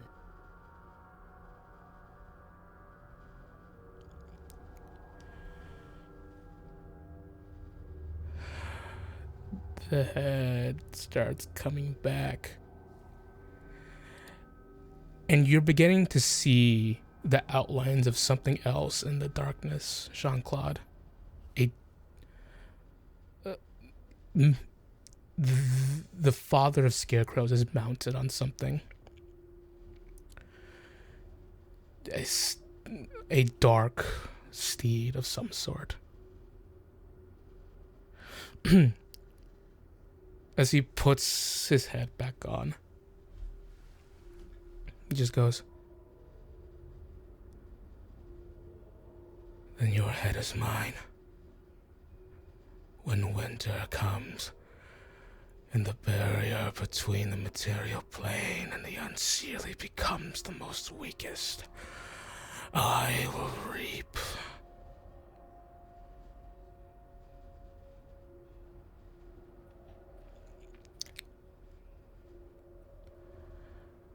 Because you are protecting a girl who failed her mommy and daddy, and her sister too. May I activate Turn the Faithless now? Your bracelet comes to light, and the light, almost as if like a tidal wave, pounds against the corner of the room. And he's gone. When I see the light, I just come around the corner. I've listened to only Jean-Claude's side too, so I'm like... I was already inching forward at the last weird bits.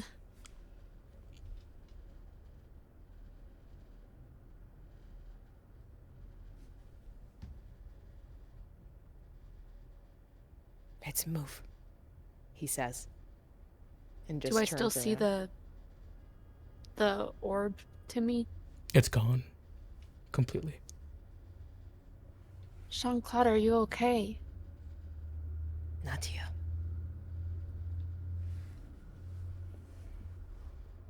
Should we leave?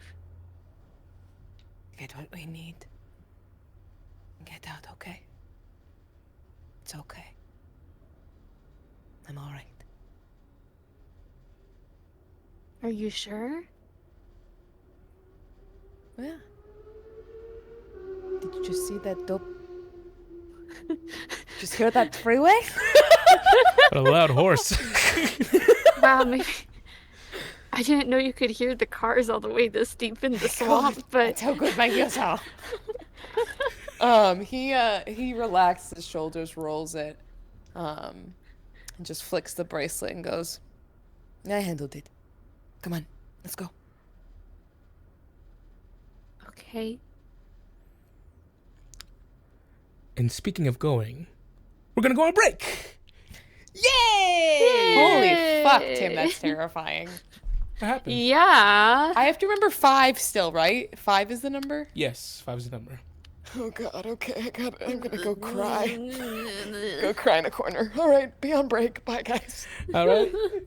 Everyone, we're gonna see you in 15 minutes, right? 15 minutes. See you!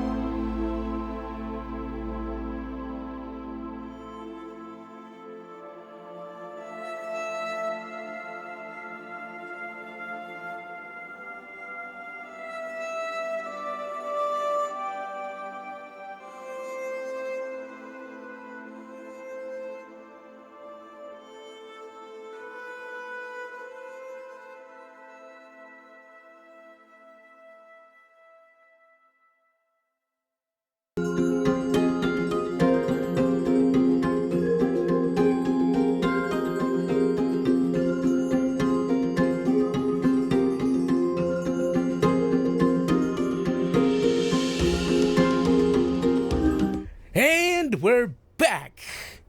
How's Done everyone's crying. break? Everything great? Lots of tears. We're good. We've recovered, and we're ready to go. Oh no, why were you crying? Why was I crying? I don't know. What in the gaslight is this? Emma? Why? You stopped. Wait, Timmy, Everyone's it's in your standing. camera. Like, what's that by your window? Oh my! By your window, in the corner. No, look, it's all. This is gonna be all of us like during Halloween. Did you hear something? Did you see something? What's that? We're like the ghost Did hunting someone shows. knock on your door? I was gonna say the Uncanny Valley stuff is now just gonna be stuck in my head the entire fucking time. I'm gonna hire someone on Craigslist to come knock on Timmy's door during a session on Halloween. not Craigslist. I will knock on anyone's door. $50. I have knocked on Britney Spears' house. I have knocked on. His credential, his resume.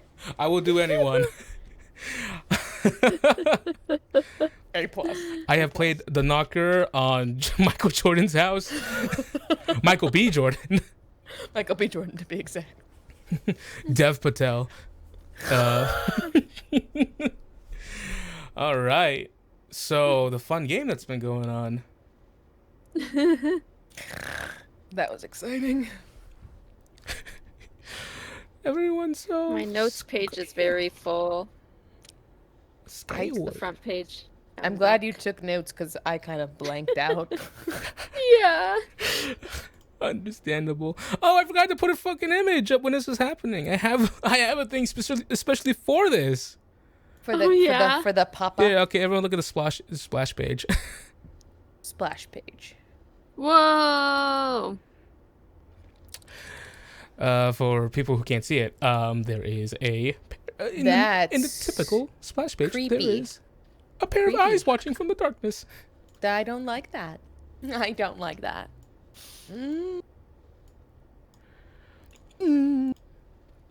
Oh right, It's fine. it's dungeon time. Gosh, I wish Yim We've and made it Tunk like was 2 here. steps into a dungeon. We can't even watch fucking 5 steps into a dungeon. You pushed a pillar across a dungeon, okay? Everyone makes everything about us like the moon shards. Like, give us the moon shards. It's like, can you ask me like my name first? Do you know my name? Hold on, I have to let a tiny dog out. Oh, but we'll be right back. Okay. Goodbye, tiny dog. The plan's in place. Now that she's lured away. Cecilia Idlewind. Wait, I thought you were too scared to talk to me. Oh shit, she's back. Because you're scared of moonlight. No. Gremlin has been released. Okay, I'm ready. Do you Dungeon have Delver. the moon shards, Jackfire Coach? Do I have the moon? Accept trade request, please. Sure do, buddy. Problem, I can only trade 2 moon shards at a time with the trading system, and you can only request 5 a day. Sorry, this is very specific to the game to me. We've been playing Palia. This is very specific. I was gonna say, what in the harvest moon are we doing? They farmed the moon shards in front of me and didn't even wait for me to hit it. Sorry. We've been playing Paleo. Demon, let me get a tap in. This is so specific. I one-tapped the moon shards. All right. So. Vote for this shit. Jean-Claude, you're like in a 30-something, right? Jean-Claude, you make your way. He's like, oh, God. I'm not smart enough and I'm too fucking this shit. Frobogs live up to like 200. That's not me. I know it's not me. I know I'm dying early. I tell people I'm not like other Frobogs. That's I what tell them I I'm mean. different. I'm different today. They ask I what you mean. I aged in say I 5 die days. early. I just aged fucking 15 years in that 1 hour. After that encounter with the father of scarecrows, Jackass. After the encounter with the father of scarecrows, Jean-Claude, you put on a brave face for Cecilia and endeavor to move on. All right. So, making your way out of the fountain room with nothing of note inside, unless you are an appreciator of nice construction. Fuck that. After this shit, are you fucking shitting me? Yeah, that's what I'm thinking about. I'm not worried. I'm thinking about the nice construction. I mean, you're not worried. I mean, you've been pretty good. So he was like, interesting conversation he's having with himself. I'm pretty freaked out by this too, just because I don't know what's happening. I still have see invisibility though. You do. At least. You do. For anything relevant in the dungeon. That's 10 minutes? An hour. A hour. Not concentration. Got it. Perfect. Actually, damn. Yeah. Get fucked. You, as you walk back towards the center square, the illusion of the man shows up again. The big smile, the expression, the wave, but he just arrives still.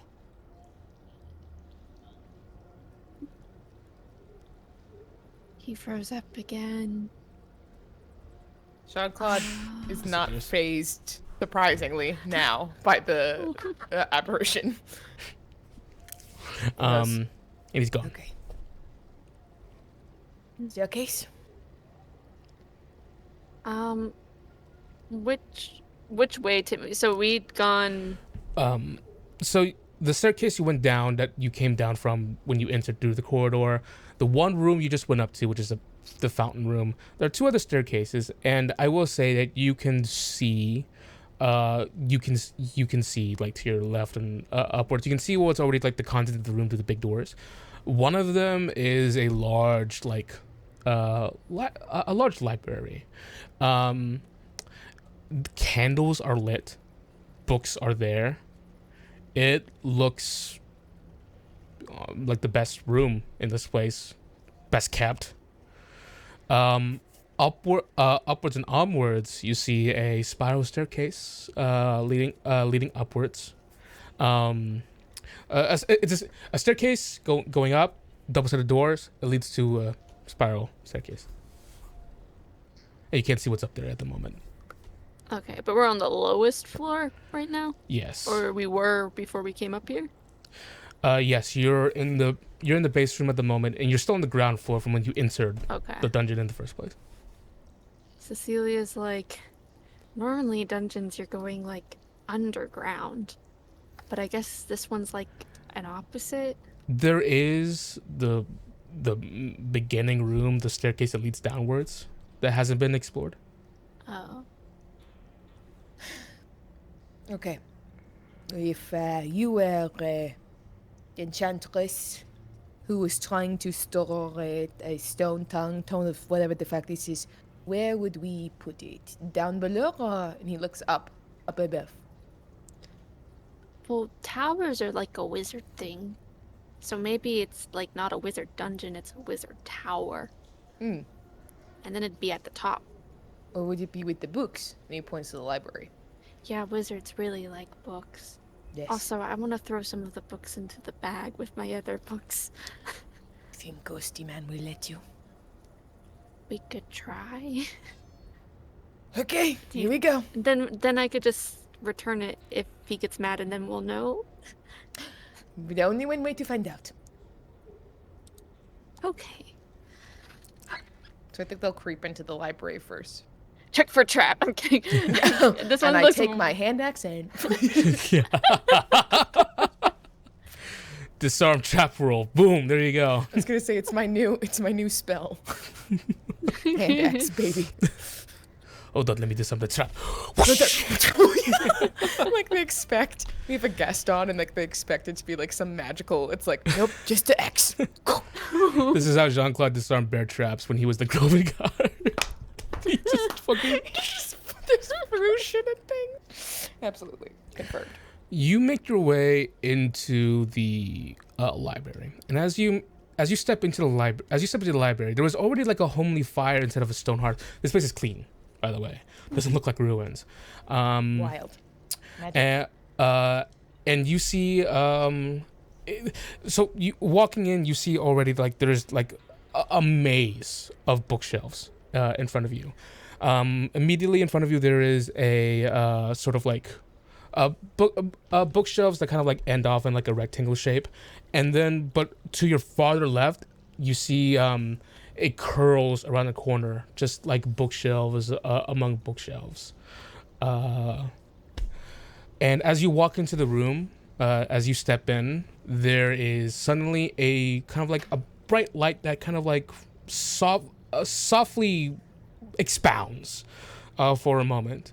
And as you look up, you see these celestial like bodies like hanging in the air, stars and such. The light, this very like nice magical like light show that's illuminating illuminating the room and giving it some really nice ambiance. And then you see, much like the apparition itself, it's staticky, fading. But unlike the apparition, where it was staticky and fading and disappearing suddenly, this time you see something else. Just a darkness just tears it apart. It doesn't instantly disappear. There is a little like bead of darkness that slowly spreads out and just like a plague just spreading around until it just rips the illusion away. That was really cool until that happened. And when the illusion is ripped away, when you interacted with it, you are standing in a completely empty room. You see, it is an empty room. You see little like wooden walls where the shelves were, and you can clearly see like there are like lion head statues like embedded in the wall, like placed on top of some shelves, and they have gems in their mouth that are already alight, that are like ready and primed. The apparition appears once more and goes, "Welcome to the library. Peruse to your pleasure." Hey, Cecilia. Yes? Next time we meet a wizard, can you remind me to punch him in the fucking throat? It is kind of weird to have a fake library. I'm sick of this nerd shit. Might I lead you to her most precious book? And he just walks next to one of the walls. It's like he's programmed to do something, even though the library illusion's not there. Yeah. And he just kind of like gestures next to the lion statue. He goes, "This book right here, her personal spell book. A replica." It's like a weird museum tour. That's so impressive. It's so big. Why don't you take look? There's no book. He gestures for you to stand in front of the lion statue. Yeah, I look at the lion statue. Jean-Claude's getting real tired of this shit real quick. It is... The lion statue has a gem in its mouth. Its mouth is like open.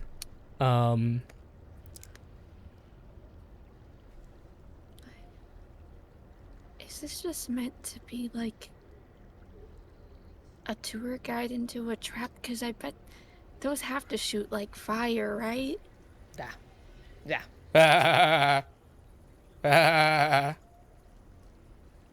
There are no... Yeah, there are no traps here at all. Help. There are no traps. Help? Help?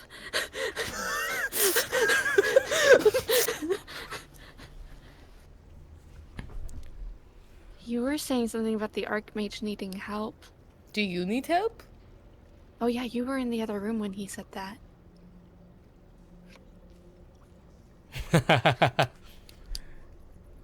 I am not existing.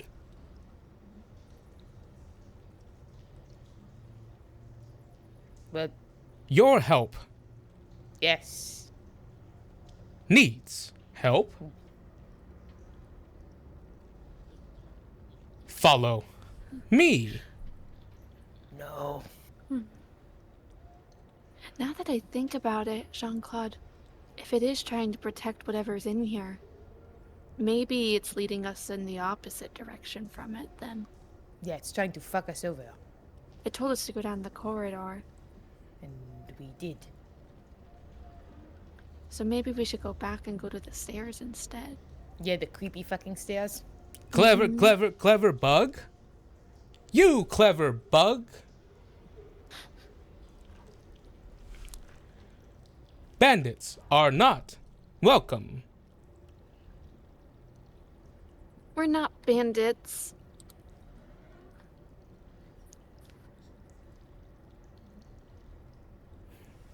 You see the dark. You see a small circle of darkness begins to spread. And we're not taking anything either. We're just touring. The library is so cool.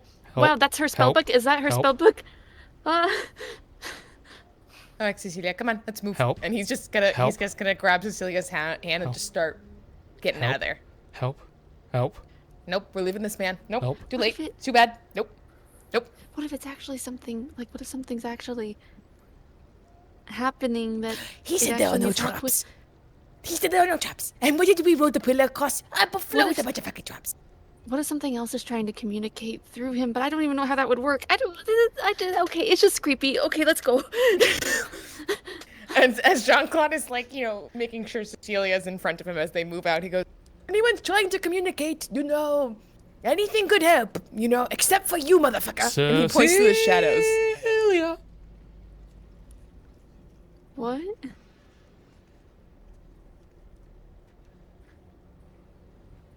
Father. Father What? of scale clothes. Doing A-okay. My father? What would you know about my father, or father of scarecrows? Don't worry about that second What were one. you...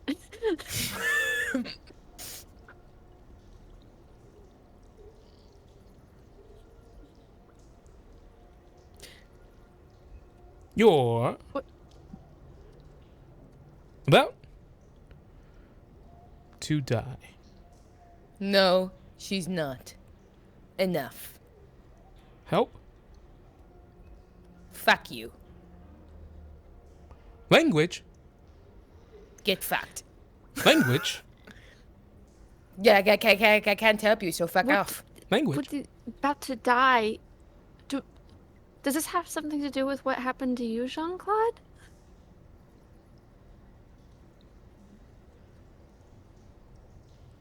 Staircase. Come on.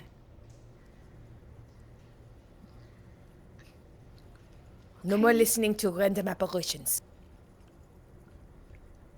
And as he's leaving, he goes, get fucked. Language. Spectre. Yeah, help, language, help. Suck it. And as you begin to head towards, are you going up the staircase or toward the one that goes downwards? Well, Cecilia said the one that he was leading us away from, right? Yes. Yeah. Let's go to the one that goes downwards. Dungeon, baby. The exit is this way. This way. This way. He keeps like teleporting like to your side. And as you make your way to the staircase, you look downwards. With your enhanced dark vision, you can see downwards, looking down towards the wall. Looking down, and the staircase leads deep down. And then Should we roll something down the stairs? Want me to go get the pillow? I think that might be a little big. It might be a little too heavy. Sorry, what were you saying to me? I cut you off by accident. You are receiving this message because the Archmage, Dasatra, has requested for help. Please, follow me. I will guide you past the illusions. Did he say Desatra? Dasatra, yes. I will That's a guide different you name. past the illusions, right? That's a different name. The other one was Ladvera. Well, we haven't heard Desatra. It could be a surname. Oh. Okay. Okay. Trying to ignore the thing right now. Is that what Jean-Claude said to do? Follow me, brave explorers. Follow you where? He's walking down the staircase. So he looks at the ceiling and goes, so not this way? 1, Well, 2, 3, 4. it still could be. He could be trying to lead us into a trap again, Yeah. since we're trying to go down that way. Should we go up the staircase? I think let's go down. That's how dungeons work, is you go down into them, deeper. Yeah, I could really do with like a normal fucking dungeon about now. I'm really tired of this shit. And he'll go, I'll lead 1, Yeah, normally dungeons 2, have like monsters 3, in them and 4, stuff. 5. And When he's you copying. count to 27, do not move, or else you will fall. Then we'll see. Let's roll. We should throw something down the stairs. Let me check my inventory real quick. I'm not gonna do Apheus. Let me at him. Do I have monster parts? Can I just? Is there maybe not Apheus' skull, but like a monster skull or something? I can throw Apheus down. I can roll down the stairs. Sure. Okay, I try to roll it so it'll hit the steps. Apheus, oh no. Rolling. As you begin rolling it, as you roll it down the steps, Is the shit. you might not be able to count 27 steps, but you feel like it traveled a good distance. That's when you see the steps open up. They open up to the side, and the monster part falls in, and it closes. Was that 27? Have a nice fall. Yeah, okay. Okay. So, do we have to try to skip that part, or? Follow I could. me. You, fuck you. I'll jump it. 26, 27. Stop.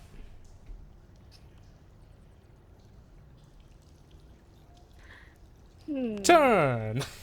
How big did it open up? To the left. Take it back now, y'all. There are it opened up like completely. Like the stairs went into the wall. But from up there, I wouldn't say that you could see like what was actually like it falls into. No, yeah, I was just trying to see, like, is it like a jumpable distance of stairs? When that where it opens It's up? far. It's like it all opens up. So this Maybe is another we dead should end. get the pillar again. The apparition will continue. He goes, turn, and he turns towards the wall, and then he just walks right into the wall. Yes, so no, I don't think this is it. Wait. Maybe if we were supposed to fall down there, maybe there just aren't stairs below there. Maybe there is a way to go in through the wall there. Okay. Do I get the impression so it's a spiral staircase. Would I be able to roll something into where he would enter the wall in from? Sure. You can From just this distance, or it'd be too hard? You can even just throw something, like throw something light in there. Okay, I try to throw something into where he went into the wall. Mm-hmm. Something like maybe a ration or like a wrapper or something. You just pull out something. One of the letters or something. Use letters. Sorry, Delmira. You throw it against the wall where he just entered, and it goes right through. Okay, fine. I give you this one. Okay, just don't walk to the 27th stair. I just hate all of this. This is a very bad day for me. He's going to try to go through the wall. You walk through the wall. And as you do, torchlight. An illuminated room. As you walk through the wall, you enter through a doorway. And it's trippy, because you were in a dark staircase and now you're in a pretty like comfy looking place. A room with nicer. I should turn off the music because this is not cozy vibes. This entire time I'm like, we're gonna die. This is where we die, in the fucking wall. And you just see in front of you another like beautiful stone room. There's like cushioned chairs that are super old and mildew, mold, just on each side of the on each side of a door that's directly in front of you. The door, this had a lavish design. Like the doorway over above, the entablature underneath, but the door is shattered, as if broken down. Okay. Let's be aware. Welcome to here. Yes, thank you for leading us to here. You're welcome.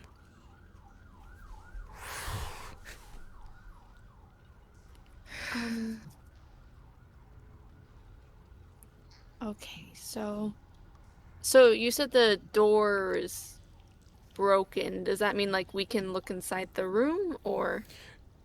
It's broken, yes.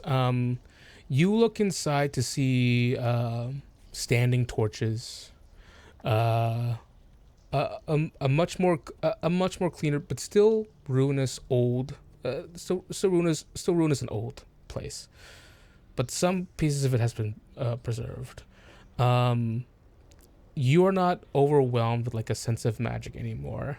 I'll go ahead and state that up front. But as you are looking closer into that room, and you see ahead of you, like, you know, four columns and this large, like, lavish red carpet, with the has the insignia of a two-headed like an eagle on there.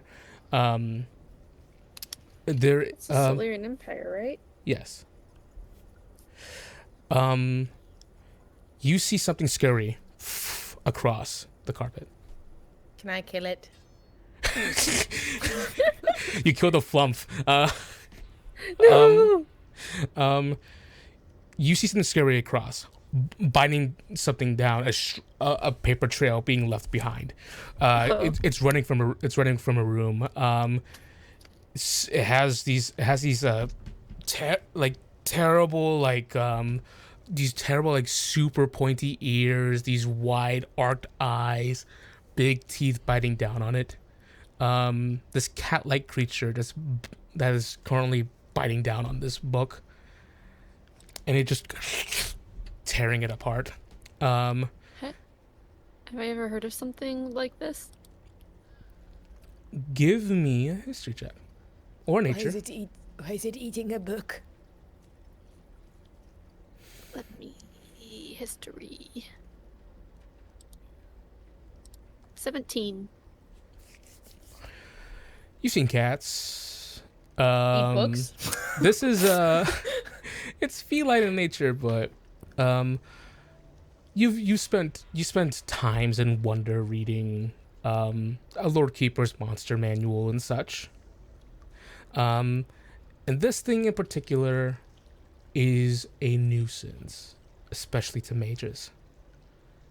A Gremishkin. These creatures that are born from spontaneous magic, and all they do is that they seek out and consume magic. Ah.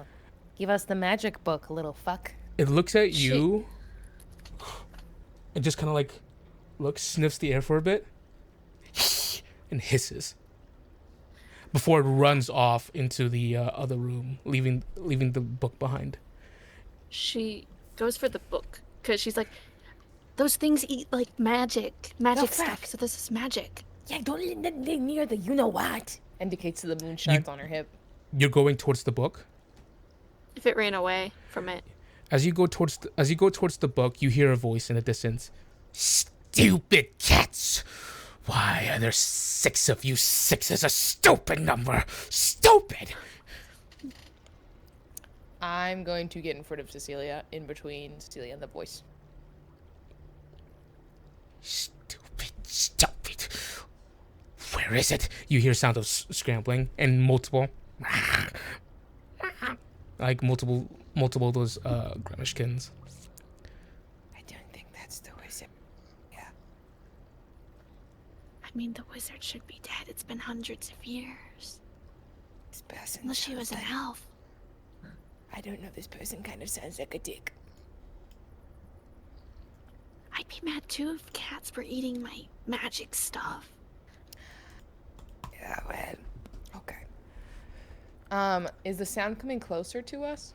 No. No. It seems like it's not focused on you at the moment. It's searching. There is a plaque above the room where the voice is coming out of. What does it say? Library. Oh, this is maybe the real library. Can I tell what the book actually is? Looking through it, it was a book of manual of quickness and action, but it was. Aw, sad. Why? What was the book? Manuals of quickness of action increase your dex score by 2. Rest in pieces. Okay. He goes, let's hope that voice is not looking for the same thing that we are. Yeah, that's true. I'm gonna put the book in my bag of holding. I have a bag of holding with all kinds of magic shit in it. Yeah, we're gonna get real is what I'm getting at. Let's do this, guys. Imagine if a cat eats the moon shards. That's what I'm saying. The cat's gonna eat the moon shards. Eat my bracelet. Just pat it on the back. You gotta get it out. We're gonna have to fight these fucking cat things. Yeah, let's move into the library. You move into the library. Is there any stealth or anything going on? I think we would stealth. Actually, we're both we both have. I think we both have disadvantage, but we might as well try. Try, yeah. Yeah, that's what we love here. We love trying. Yeah, to me it's just like, yeah, something they can fail at. Stealth 4.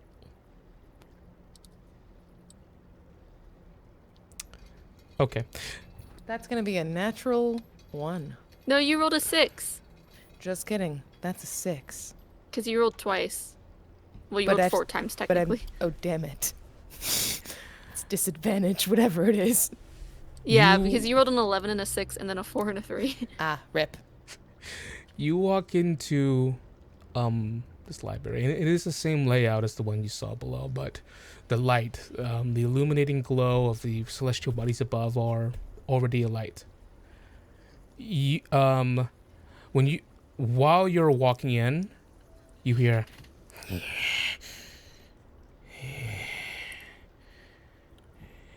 as you walk in, you see these Gremishkins wreaking havoc. One of them has a ring out of its tooth, is chewing on it. The others just knocking down a potion from a shelf and then just trying to drink it up. But as soon as you walk in, their heads all kind of like stop. And you see a hunched over stout individual with a crooked hand, long nose, short, gnomish in its stature, large iron-studded boots, and red cap. Stop for a moment. You see he was in the middle of using a sickle, this large, like, wicked looking sickle, to like poking through the shelves. And he looks towards you. This guy sounds off. Dragmeyer says. Dragmeyer, I have a few questions for you. Hey, how you doing? No, absolutely not. You like my boots? Hey, little mama, let me whisper. Let me whisper in your ear.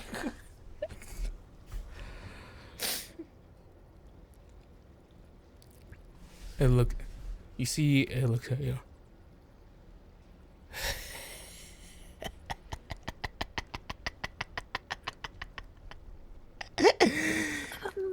Hi, Fresh blood.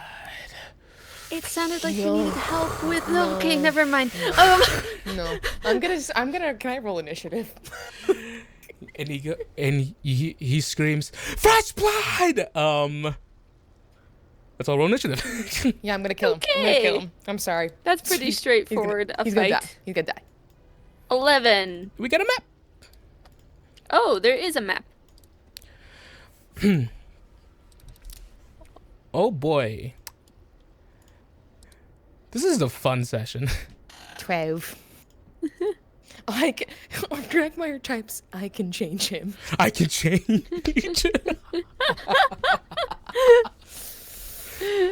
Yeah, just need some fresh blood. Maybe he's a little vampire. Red cap, more like bed that cap. No. Oh gosh. All right, 11 This is and a pretty 12. map, though, if it wasn't such a fucking nightmare. Yep, 11 and 12. All right, Got give me the... one moment, everyone. Okay. The Gramish can move on. They all move on a narrative, not a narrative, an initiative count of 5.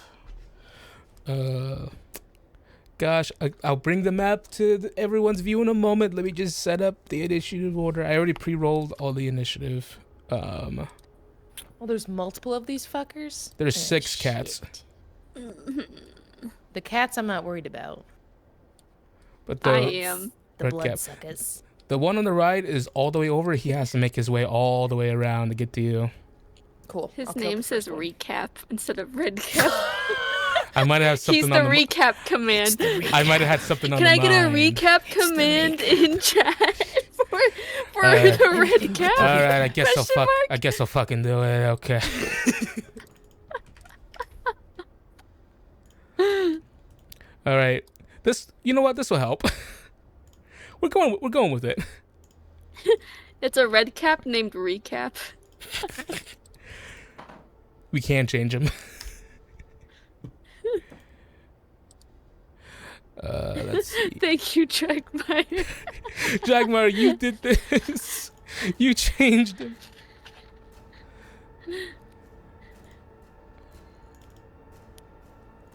Oh no. Recap Wait, roll there's 15. 2 of them? Yeah. That's what I'm saying. Oh shoot, sorry, I didn't even notice. They gonna be a problem. Oh, he's around the corner. Yeah, he has to run all the way so he can join his friend in the massacre. So I can- Recap and red cap. I gotta take out recap first. Taking out recap at the knees. It's recap Oh, yeah. time. Recap is over. The recap, Recap is done. is the scariest part of a session. Timmy's still getting the map set up, I think. All right, Dragmeyer. I'm gonna have it in now. Recap is the scariest part of a session. It's been a while since we've done that. I think this is the first time we've gotten this version of the map overlay on stream. Oh, Yeah, for that's So real? I'm glad to see Ooh. it's working. It's alive. Let me see. Took me 50 minutes to back. He's looking great. I just have to make sure that Gemma's in the right place because they kept switching. Okay. I did it. I'm here. With that said, this gnomish creature in front of you, it laughs wickedly, jumping up and down. Its very heavy boots pounding on the ground. Nope. And he goes, I need fresh blood for my hat. And he starts stomping towards I'm gonna roll for who? Better be the big guy. It's for Cecilia. What the fuck? Going towards you, you see it leaps up in a drop kick motion, and it's going to try to kick you. Make a dexterity saving throw. Dexterity saving throw. So we're truly deeply fucked. No dexterity. 0. Nat 1 for 0. She's really clumsy in general, so God. She probably just stumbles back just seeing him come. Well, actually, he hits her, so he doesn't just stumble back. But okay. It's bad. You are knocked prone, as both of these super heavy iron boots just collide, crash right into your armor, causing a dent in there, and you take 21 points of bludgeoning damage. 21? And you are knocked prone. 21.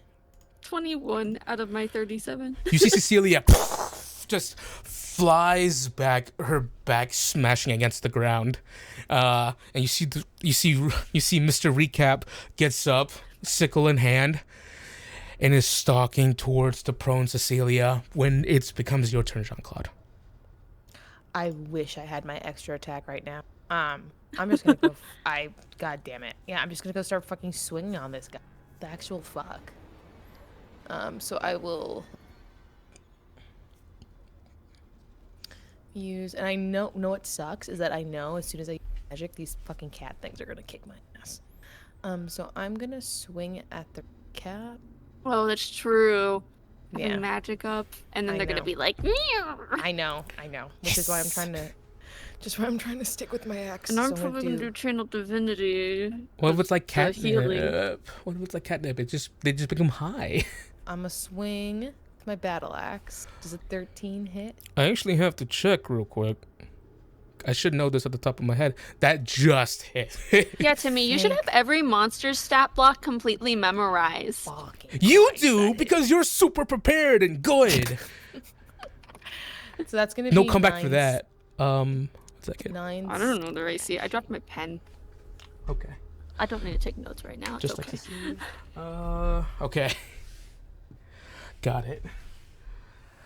I just realized my most important thing is gone. It's gone. I will use this. Does that mean we win? Yeah. What do you mean? They're like, I guess it's over. So force damage isn't magical, right? Or is it? It is. Bludgeoning? Oh, force damage is magical. It's typically not resisted. Okay, never mind then. Anything else you want to do? I don't know if he... Wait, did Cecilia mention that they are attracted to magic? She said they eat magic. The cats. And you can make Jean-Claude can make assumptions from that if you'd like. I think he's... Normally I would smite, but I think he's a little weirded out with the fucking cats. I already have a magical effect going on me too. I have the sea invisibility. Oh, and they haven't done anything yet? Not yet. No, Not yet. Alright, fuck it. I'm gonna smite him. You want to smite? Yeah. Okay. Smite. So that will be 1d8. Let me roll that for a sec. 7 points of radiant. God, jeez.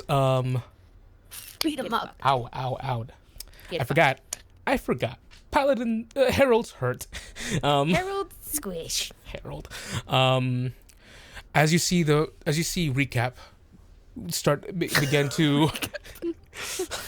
begin to raise its sickle, You just come in the sentinel that you are, the guard of the grove with a battle axe enlightened, slashing downwards, cleaving downwards onto its there's no armor, it's just its skin.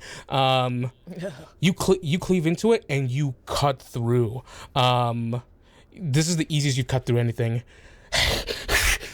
And as you pull out your axe, the divine light radiating off its cut, you see part of its arm is kind of hanging because you caused such a deep carve into there. But as you do that, you hear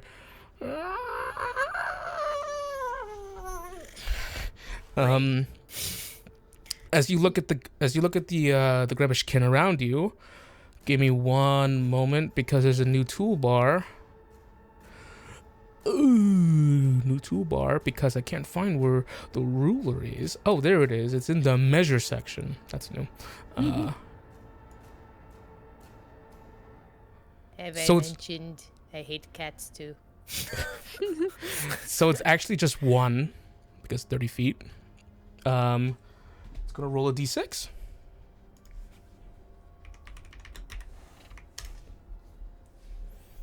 I hope that's not the worst one.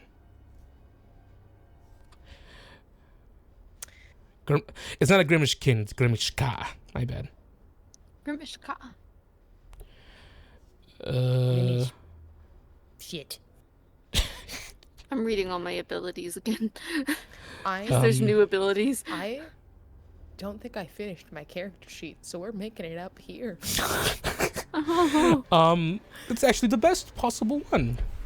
You see, this sort of as your magic, you see little tidbits of the weave of the divine magic they used. These yellow strings curl around the Grimishka's body, and nothing happens. Okay, that's not great. But it's still breathing. Oh, the red cat? Recap? I think he wants to... I don't know if it's going to be scared of him, but Jean-Claude looks like he's going in for the killing blow. Loves that. Great, cool. Loves it. Good. Never mind then. Big surprise. Okay. Is that the end of your turn? That's all I can do. Cecilia Idlewind. Okay. She's gonna stand up. And then I would like to use my channel divinity on Jean-Claude and I. Which we changed, so now it doesn't just give 10 HP. It gives you can choose to heal or give temp HP each time. Yes. That's what we changed for Level Up A5e. That sounds dope. But it won't start, I think, until next turn. Because I didn't write specifics in my sheet for some reason. I made it very vague, as you can see.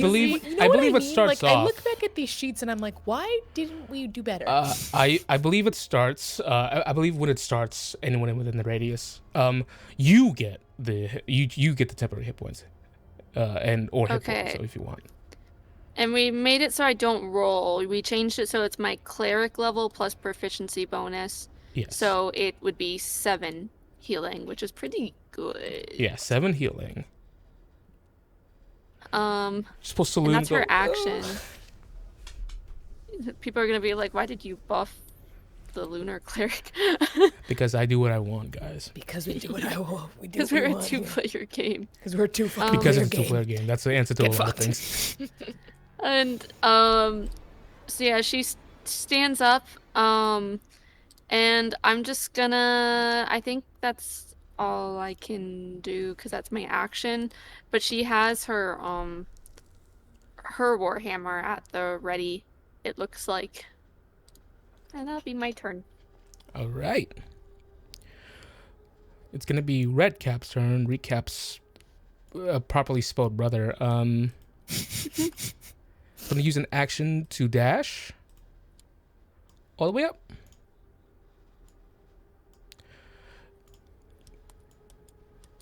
How many hit points is the question?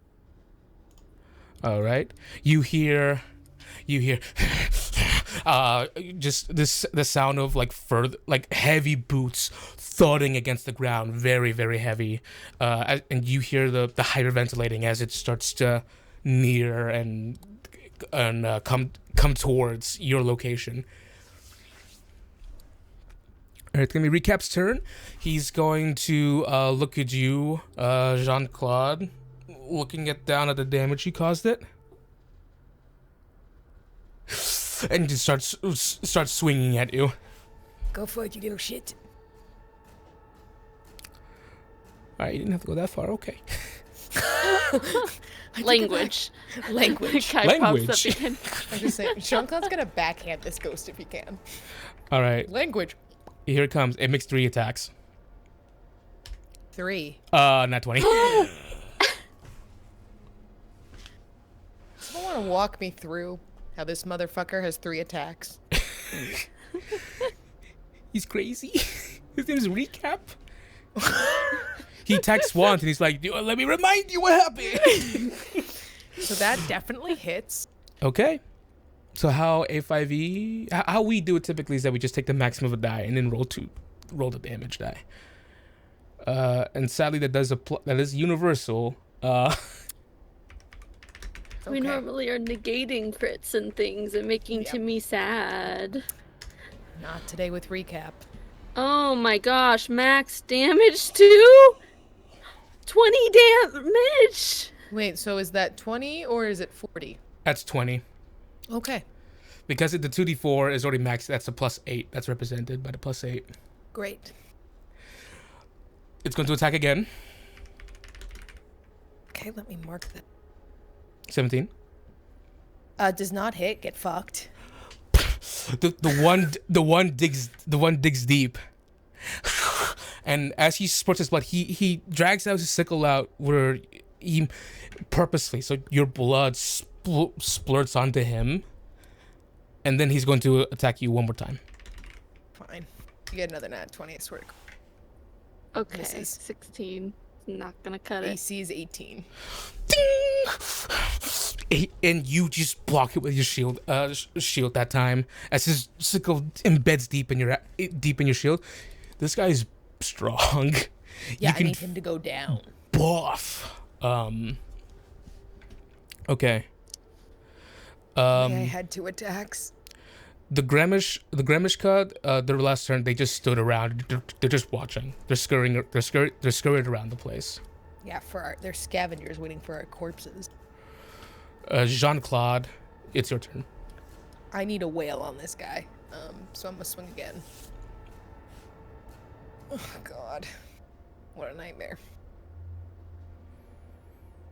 Oh, that's a nat 20. So you little bitch, I'm gonna swing right back at your ass. He's dead. Recap's dead. No more recaps. No more recaps. No more recaps. Recap. 8 plus 10. 8 plus the battle axe is D8, right?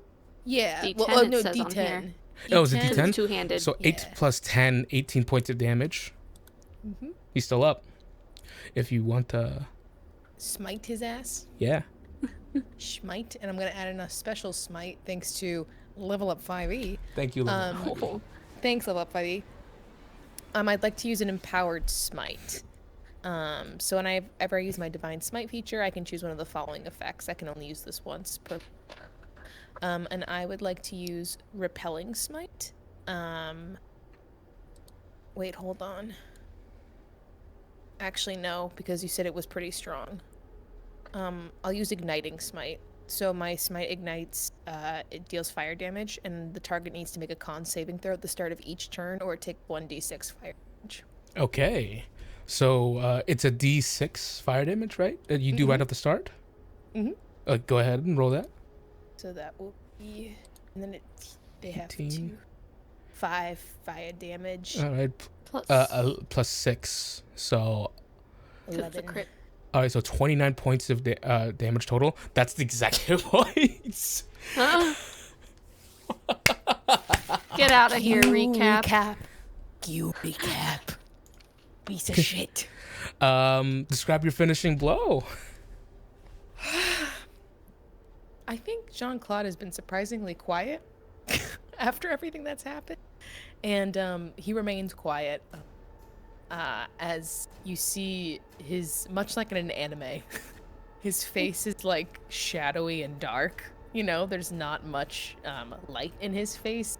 And as he takes his axe down, you see he scrapes it along like a match. And the axe lights with flame. And as he brings it, you just see this like the flash of reflection in his eyes. So as the axe just cleaves the creature in half. Yeah. Not even a scream. 6 hit points. What did you say? From my channel divinity. I get 6 hit points? Yeah. That's what I need, baby. I'll take it. There's not even a scream. There is you swinging the axe as hard as you can, the shocked face, and the separation of the body as it just lays in fire. Let me check how close you are to the Grimishka. Nope. And I was gonna say, for my little reaction, Jean-Claude will call out to the other one he hears. Next. Coming.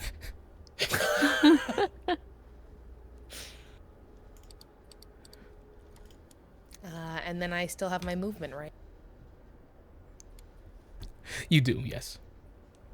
Okay. Hold on. He's not going to be able to get to us before we can just snipe him. I was going to say, but it's the Gremishes that are the problems, right? Yeah. So, and we know they're a problem.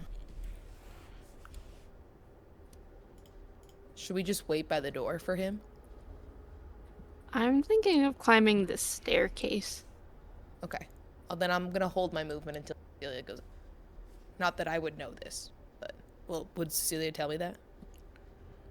Or do I see she her goes. going? She might go something like, "I hear something over there. I'm gonna go up there." 'Cause it's almost her turn, anyways. Great, holding my movement. Okay.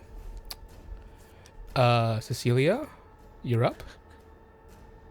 I'm sorry that you're so impressionable, Andy.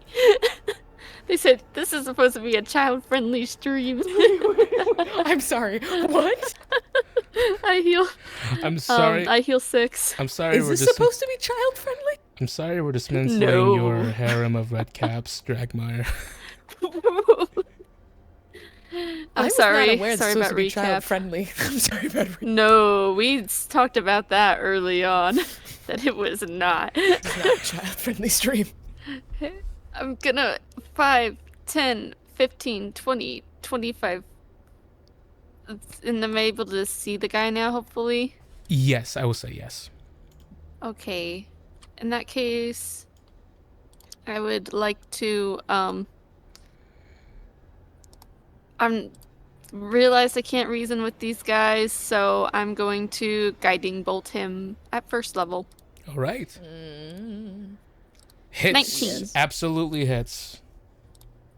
And it does 13 radiant damage. When you see him, you see he's like his iron boots like running over. As you start doing the schematic components and the light erupts, he looks up towards you to see the bolts coming towards him. As it strikes him, he just clutches his chest, and you see he's holding in his hand a scroll. We're gonna get it. Is it the scroll we need? Do you think?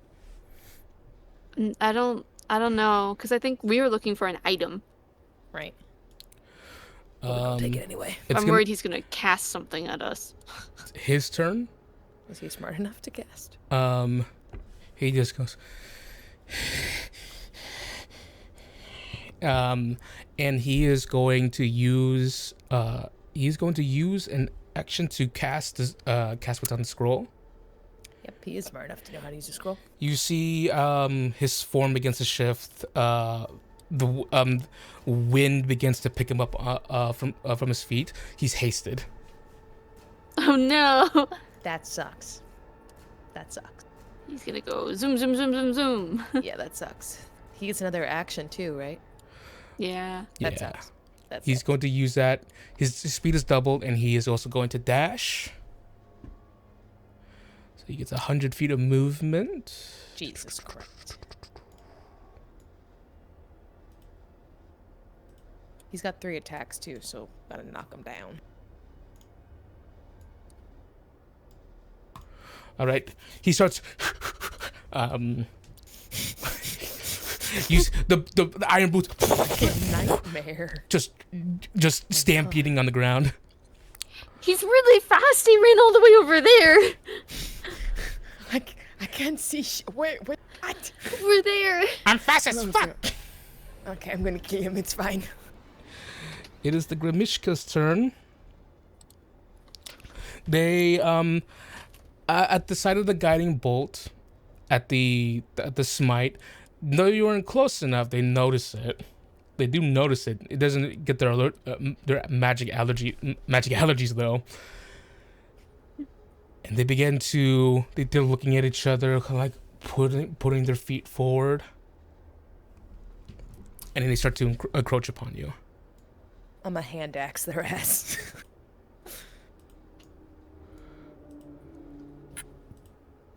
Up. There we go.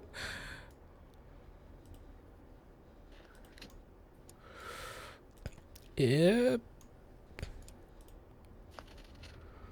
I don't want it. Baldur's Gate 3 made this look fun. They're all gonna dash because I'm. But where are the romance options? Super cool like that. The red cap's dead.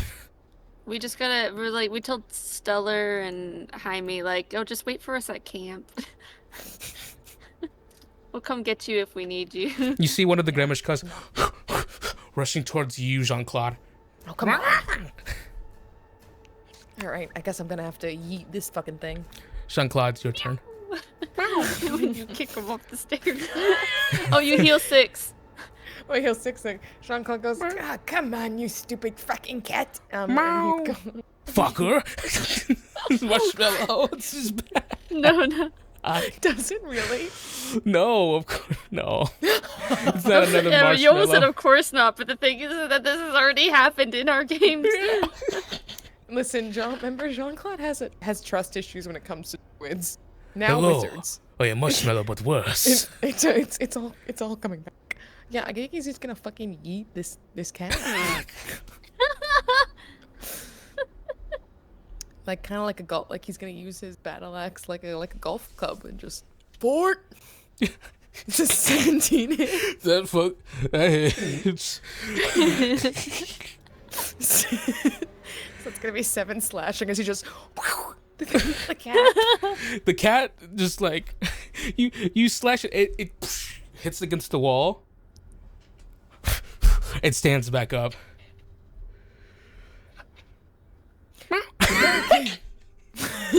Wow, bitch. It's heavily injured though. Yeah, I know you like magic, so I'm not giving you fucking what, you dumb cat. Please? No. Is it in your turn? That's the end of my turn. Cecilia Idlewind. I'm gonna hold the fort, hold the line on the stairs. I'm gonna heal 6, which brings me to almost full. Puts me at 35. This change is actually kind of broken. I didn't think it'd be this crazy because we hadn't taken that much damage. I'm perfectly fine. I need this. So I'm not able to reach the cat because this is only so wide, huh? I think, yeah, I'm blocking the stairs. Oh, there was a ladder right here, I just noticed. Really? Shit. So hold on. Wait, he could have gone up the fucking ladder. He could have just come over the ladder the whole time. I don't like ladders. He cast haste instead. I don't like ladders. He's scared of heights. Maybe he's scared of heights. Good, we'll throw him off the top of the bookcase. I'm a big haste guy. Shoot, I was planning on hitting it with not magic. How high up is the bookcase? It's 20 feet high. 20 feet far. I would use a dagger, but I have -1 dex, so I can't really throw anything. Guiding bolt. No. can't even spiritual weapon. Jeez. They eat it. Okay. I guess she's gonna sacred flame the one in front of Jean-Claude. Because she can't reach. It's gonna kill me. All right, go ahead and use Sacred Flame. It's a DC 14 dex save. It's gonna like explode on me. This is gonna be terrible. Which It'd be like, that succeeds. All right. Just like everything I fought against in Baldur's Gate 3, and literally every D&D game I played as a cleric. Jimmy's like, history keeps repeating All right, itself. I roll 4d6. Oh, and it doesn't even work. It doesn't do any damage, and then we get to roll it's gonna bad hit effects. me, isn't Cool. it going to hit me? All right, well, this fucking sucks for me because nothing interesting really happens except one of them, the fourth one up here, you see just as their body begins to convulse, you see it goes and just completely explodes. And you see from its blood, from its viscera, you see multiple more Grimishka scuttering out. It has become no more magic. It has become a swarm of Grimishka. This is like what we were talking about before the session, which is, would we survive this apocalypse? And the answer is no. No, we would not. It will roll its own initiative now. I hate these things. No one likes them. The guide was like, "Hey, you don't like rats? Put these things in there."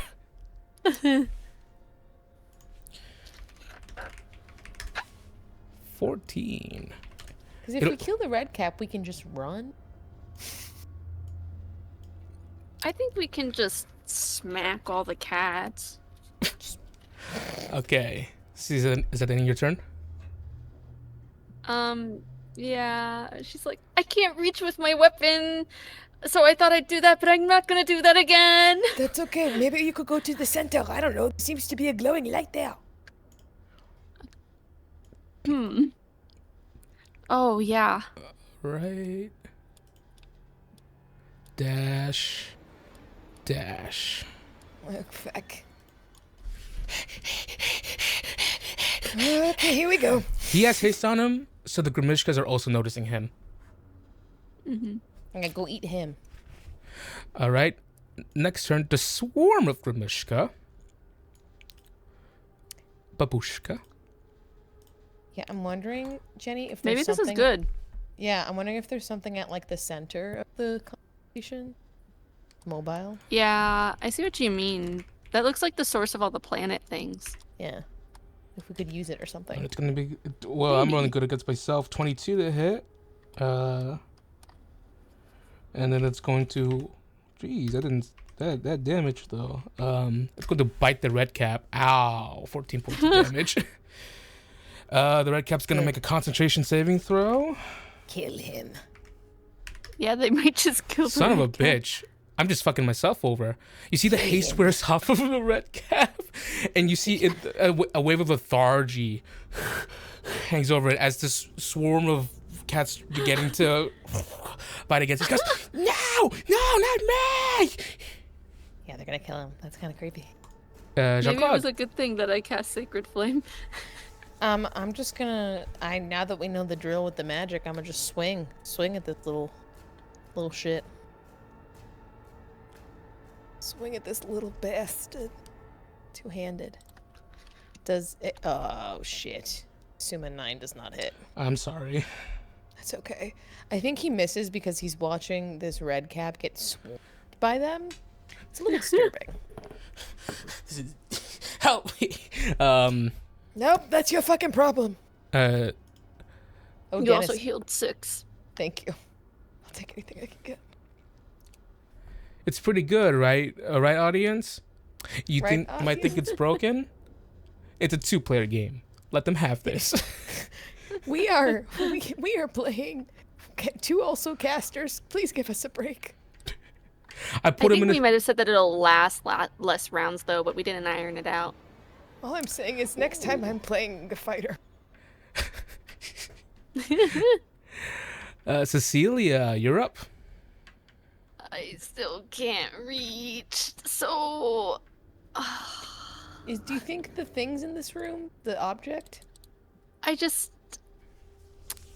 To me, does this look like an illusion like we saw before? Or does it look like physically That's just hanging. there? That's hanging above.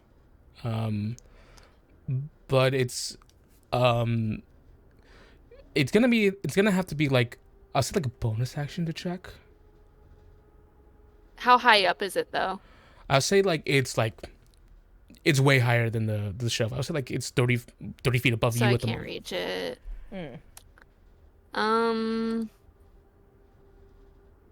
Shoot.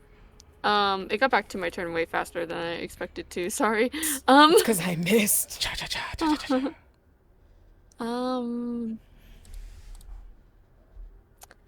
just can't really do anything. I can pull out my... Start grabbing some books. I could, but... I was gonna try to, like, maybe crush that on it, but I can't reach. So... I will just... put my Warhammer away, because I can't reach, and I will, pull out the light crossbow. She said, So sad. that's how Cecilia takes it out too. I have negative dex. It can do no damage. So just aim. Just aim, Cecilia. I'm gonna shoot the one in front of Jean-Claude because if it works, then I can move up. Okay.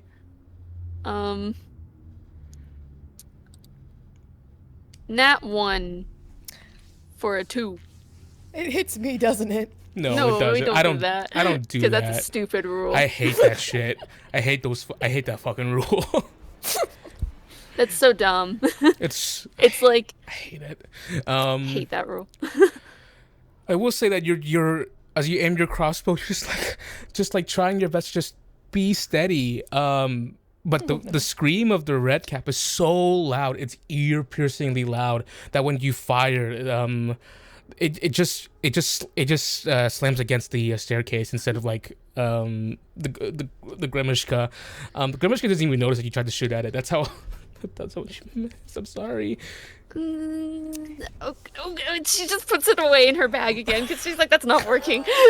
And you hear, everything all right up there? Is there another It's one? Apheus.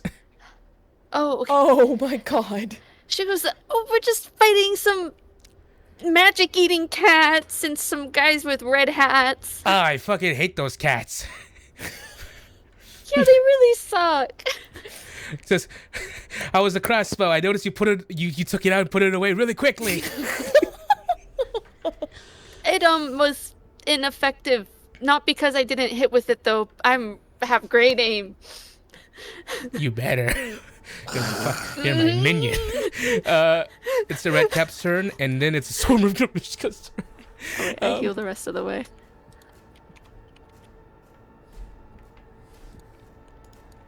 Okay. The Grimishka is gonna continue to bite the red cap. Good. Keep it on that. Oh my gosh. I'm really effective when I'm fighting myself. 18 damage? I hope they just eat it. I have done 32 points of damage to myself. Just eat him. Okay.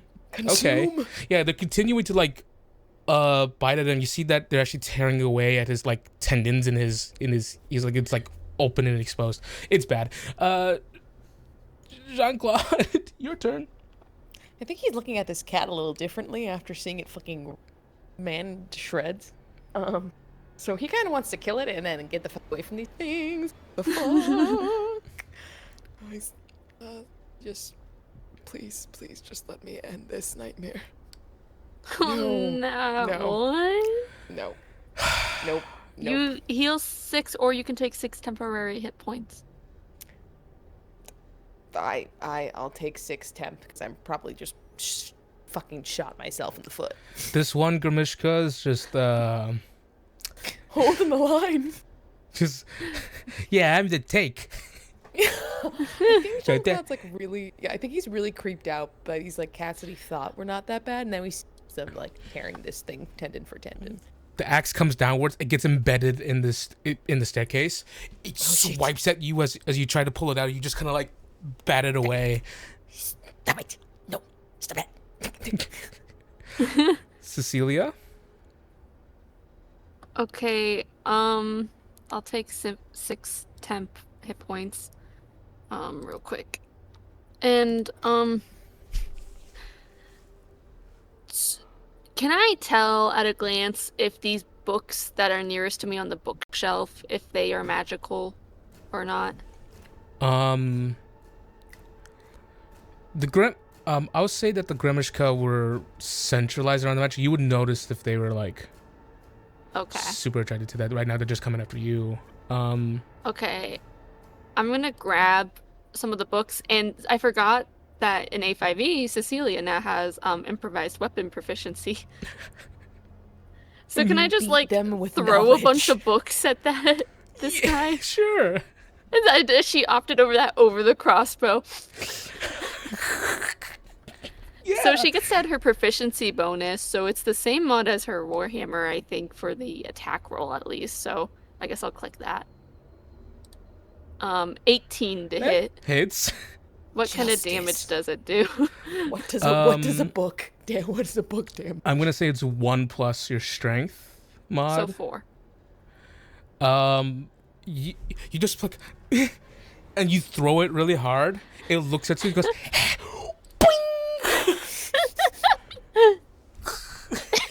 Kill it. It's dead. Okay, I'm gonna come. If it's dead, I'm gonna come down. That's the shit I'm talking about.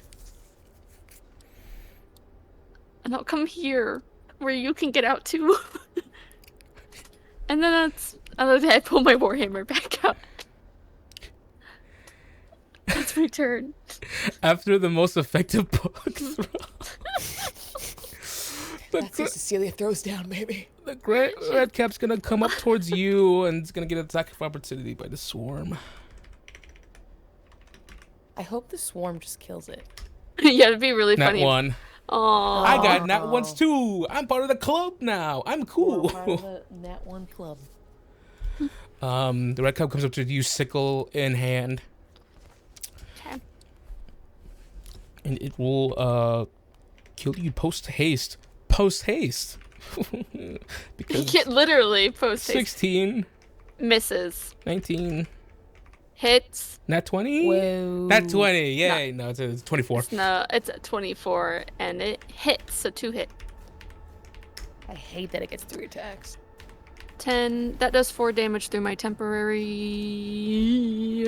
17 total. And then I'm not doing it by total, and then -7 because I was already doing math. So I'm at 26 hit points. Not too bad. Okay. So right now, because the haste wore off, Cecilia has a bag of holding. But can't you not detect magical items through a bag of holding? But the bag itself. The bag itself is magical. God fucking And I have damn the it. satchel, which can't be in the bag of holding, otherwise they'll blow up. So I have that too. It's fucking great. And I have a channel divinity over both of us. They're like, let's fucking go, and gonna attack you. Okay. This is a fucking nightmare. That's bad. 20 hits. You take 17 points of piercing damage. That's so much damage. From a fucking... What? Jean-Claude. If I get downed by a cat, this is gonna so bad. Okay. I'm gonna kill the red cap first, though. He's more of a problem. Bye, JT. Bye, JT. Okay, so Bye, JT. I'm gonna swing at the red cap.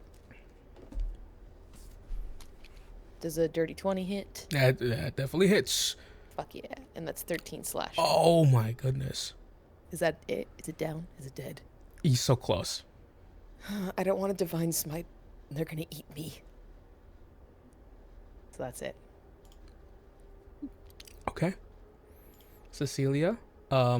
He looks so close. You see Jean-Claude's axe is embedded in him at the moment. This is probably the scariest situation you've ever been in. Maybe not the scariest. I was going to say like more than the scarecrow. I don't know. The scarecrow was pretty traumatic. And the gun, too, was pretty horrible. The gun was bad. That, like, the bullets bouncing with inside, no. So she heals 6 from the channel divinity. And I'm going to swing my warhammer at the red cap. Okay, go ahead. One-handed because I have a shield. All right. Hits. 19. Let's fucking go, Cecilia. 6 bludgeoning damage. Take his ass out. Describe your finishing blow. That's right. It's literally just a swing because she's getting swarmed by other things.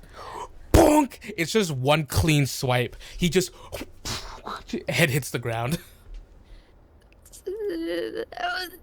That's the most human-like thing I think she's killed. Yeah, I think this is the first time you see like an actual like corpse. You see the red cap falls off, and you just see like it. It's like it's not just a hat. Like it's like its entire thing was like skin. So like it's the red cap. It's the hat. But as it's sliding off, you see that was actually like form fitting like just this strange appendage. Disgusting. Okay. All Go right. for the cats. It's going to be the Gramishka's turn. The entire horde who are waiting around. They're gonna come around here. Oh god, we're gonna have to. But how many hit points? 16. Small. One. Okay, this one's gonna come to you and take a sword with you, Cecilia. Okay. Love these things. Love these things so much. 17. Miss. I'm pretty sure. God. Let me double check. Aren't you 18? Yes, like I have me? 18 AC. Thank Christ. This other one's gonna take a bite to you, Jean-Claude. Okay. 22. Yep, that hits. You take. But you have temporary hit points. So. That's right. I have 6. You take 3 points of piercing damage plus. Okay. 3. Plus 6 points of force damage. Okay, so only 3 points damage total. Great. Take it. This one's gonna come over here. It's gonna bite Cecilia. 7. Miss. And that's it. The Swarm of Gramishka's turn is gonna continue going after the one with the most magic. Yeah, that might not 21. be out. That hits. Not good, not good. 13. That was a good roll. Okay, I'm up. 2 hit points left. Okay, not good, not good. But she's like clean. Like she does not look good. Okay, she's Right. definitely bloodied. Jean-Claude, you're up. But you do see like the moonlight. It does seem to be bolstering her up. As you two, it'll heal you 6 or give you 6 new temporary hit points. Okay. Well. Now that I see that Cecilia is getting cornered, I'm going to cast. I need to cast a spell, so that she's okay, and I'm to use. What are my cantrips? I think I have Sorry, guys. You're You're up. good. You're okay. I'm blinking. I'm panicking. I think I have entangle. So I'm gonna cast that on the one in front of me. Let me look at the spell again. Real quick. Tangling snare. Bow.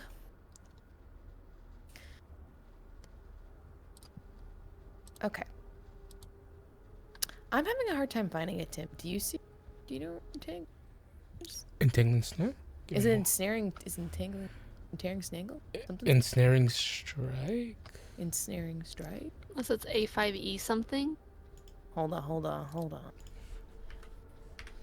It was a moment, folks. We are One right with moment. you. Everything is A-okay. Ensnaring strike. Yes, ensnaring strike. Oh, okay. Thank you. See, this is what happens when I leave my character for too long. I will say it's a bonus action to cast, but once you do cast it before you use action to hit, they will do their magic allergy stuff. Right, but they'll be focused on me instead of her, right? Possibly. Oh, okay. Not necessarily. Okay, never mind then. Fuck it. I'm just gonna swing at the one that's attacking. Which one's the one that's going for her the most? One middle here. Which one? Is it that one? Which one? Yes. The swarm is over here though. Okay, never mind. But she's in the way, so I can't swing at it, right? Yeah, not without walking around. Okay. Here's what I'm gonna do. I'm just gonna heal you a bunch because you're already at 2. So let me give you. I have my lay on hands. I'm going to give my herald leveled up. Give you 15 points of healing. Sure, that is wonderful. Okay. 15 points of healing. Yep. It's technically not a spell. It's not. Okay. It's magic, but it's not enough to cause the allergic reaction. Okay, great. So I can still. I'm just gonna swing at the one in front of me then. Because I can't get to the. You use your action to lay on hands, correct? Just kidding. Never mind. I'm all done. The end. Cecilia Idlewind. Okay, I'm gonna try to swing at, just like swing my hammer around through the swarm, try to like get them away from me. Okay. I'm hitting them. Yes.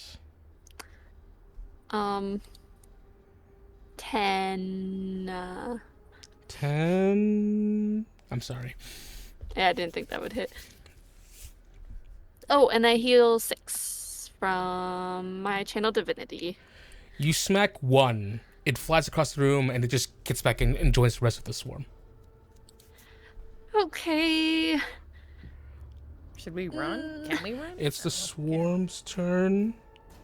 Give me We one moment here. technically could run out of like on your top right because we can move diagonals, but I think we'll be fine. I think we're fine. I'm just wondering, is it like this has got to be where the shit is? Hopefully, yeah, somewhere down here where this super hidden. At the start of the swarm of Grimishka's turn, you see the potent magic that's been swelling up inside of it, just from this frenzy. You see a lot of this parts of the swarm just begins to like look around, and just some of them just begin to explode. Love it. Keep blowing up shits. That's going to cause an allergic reaction among the other 3. That I don't love. Well, first it's gonna roll damage.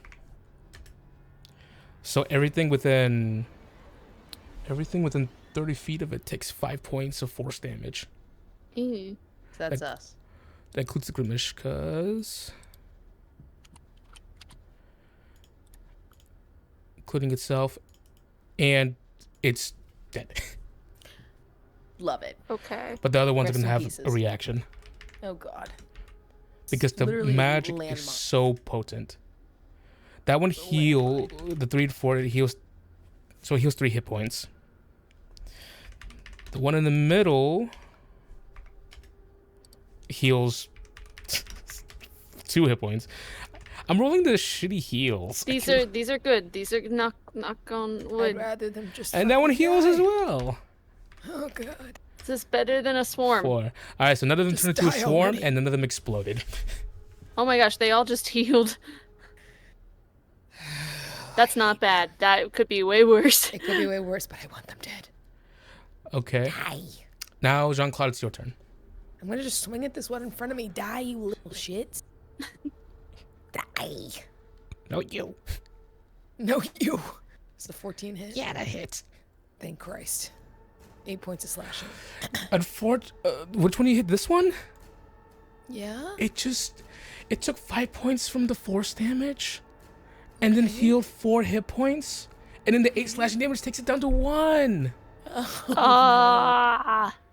You know, I would love to smite it, but I don't know if it's worth it. So I'm just gonna flip it off as my bonus action. Can you bonus action just kick it? Fuck That's off. a monk thing. You can't Listen, kick. you know, I want level 5 so badly, just so I can get my 2 Soon. soon. That's the end of my turn. Cecilia Idle win. I hate these shit. Okay, I'm gonna... I guess I should hit the 1 hit point one. I see it's on its last legs. I see Jean-Claude hit it, and I'm just like, follow up immediately. Combo attack. Like whack-a-mole with Once the more onto the warhammer. bridge. 14. 11. Murder. I should have done that on someone else. I rolled max. Oh, damn it. That's okay. That's okay. You see, here you do more damage than me. it hits towards Jean-Claude. It doesn't even notice you come in. Cecilia's a killer today. We have to do it. All right, Grimishka's turn. This one's gonna come up. Makes it to Jean-Claude. Going to bite Jean-Claude. Dirty. I thought that was the damage for a second. I was like, what? 20 to hit. Yep, that does hit. You take, Doesn't go through temporary hit points. and then We love to see 3 it. points of additional force damage. So 1. So 1 point of damage. I love it. Grimishka is gonna continue biting at you, Jean-Claude. Little fuck. I forgot to heal myself on my turn, I think, 7 too. to hit. Go ahead, heal yourself. This one's gonna attack Cecilia. Nope, 11 does not hit. As they see the herd beginning to I thin, hope they understand their fate. this one's gonna try to step off. I'll hit it. Run. You hit it. Okay, go ahead. Run, you little shit. I don't want them to come back and eat us. We're gonna kill you all. 8. I'm sorry. I'm so Nope. sorry. Continues to move. Murder you all. This one's going to move away from you, Jean-Claude. I'm going to swing at it. Go ahead. You little fuck. All right. That will be a 16 to hit. Go ahead. Roll for damage. 12 slashing. What did you just call me? I'll say it again. And this one's gonna be like, wow, I made a mistake. Run. Jean-Claude, it's your turn. I'm going to kill the one in front of me. You little bastard. 23. It hits. 8 slashing. That one's fresh, so it's still alive. You little bastard. I'm gonna keep going. I can keep this up all day. Keep this up all day, you little shit. Cecilia. Okay, I'll hit the one in front of Jean-Claude. Absolutely. Like, boom, 10. Gotta check. I'm sorry, that does not hit. I didn't Damn think it. so. Whack-a-mole. She's just tired. Like, she's looking a lot like her healing's a lot better because you healed her, and then, like, the moonlight seems to be, like, closing up her wounds. So she looks real good, but she just seems tired. Emotionally, we are dead. It's You're going. not. It's going to attack you first, Jean-Claude. Okay, go for it, you bastard. Motherfucker. Let's go. 17, bitch. Miss. Meowtherfucker. God damn it. Motherfucker. Motherfucker. That's an 18 AC, baby. What if I just grow huge? Oh, It's going to attempt to run away from you. that's not a cat. I'm going to swing at it. It's not the cat I wanted. 13. Cecilia loves cats. Oh, it does. It loves cats. 10 slashing. That's its entire hit points. Get fucked, you little shit. And you see the Skirmishka's like, oh, fuck this. It's going to use its dash action to... It's like, I'm getting the fuck out of here. Are you guys going to chase it? I don't think I can. I don't think we should. We just want to get our shit and get the fuck out of here. Okay, so you're letting it escape. Yeah, because I could only really magic attack it at range, and I'm not gonna do that. I don't think my javelin. What's worth wasting a javelin? This thing. Okay. Yeah. So you see, just because he starts scurrying away, running. You look at this absolute horrid scene around you.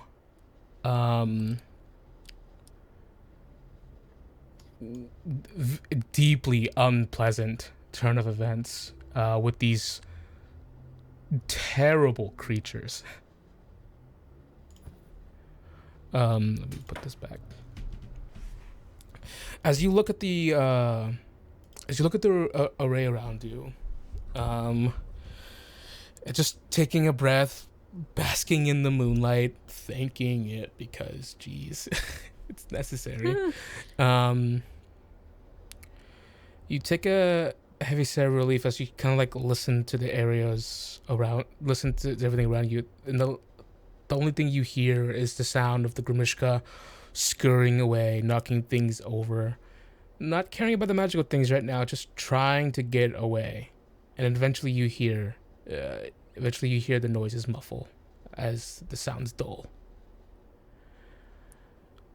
You look around in this particular room, seeing on the bookshelves just torn scrolls, torn books, broken potions, save for a few that are still around.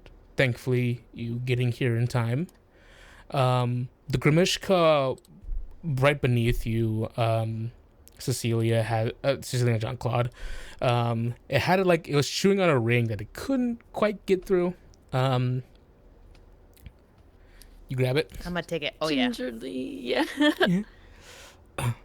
Go ahead and add magical ring to your inventory. Magical wing. Bag of holding. I give that shit to Cecilia. Oh, if you want to hang on to it, you absolutely can, but I don't know what to do with it. And Cecilia. Give me one moment here. And looking around, there is a small assortment of you would assume to be magical goodies in here. Teeth marks on some scrolls that aren't completely torn. But you see in the red cap who casted haste on himself, you see on his person, you see another scroll. Take that shit. We pillage everything. You take it. I hate this place. We deserve it. It is a scroll of dispel magic. Love it. And I'll go ahead and say, gathering the stuff in this room, you gain an assortment of potions that you have to identify later, which I will happily give you at the end of the session once you identify them, if we survive to the end. Yeah, come, we gotta get this shit and get the fuck out of here. There are goodness gracious, 1 second, let me count. If you're gonna loot everything, there's 12 potions. I will. Okay. I think we should loot it all. Yes, absolutely. We have a bag of holding. There's no reason not to. Okay. Bye, Dragmire. There is a scroll of knock and a scroll of charm person. Scroll of knock and scroll of charm person? Yes. Dispel magic, knock, charm person. Is there anything, I assume most of the stuff that's been magically damaged, it's magic items. Is there anything that's lightly damaged enough that a mending spell would help? Ooh, good question. I'll go ahead and give me 1 second for that.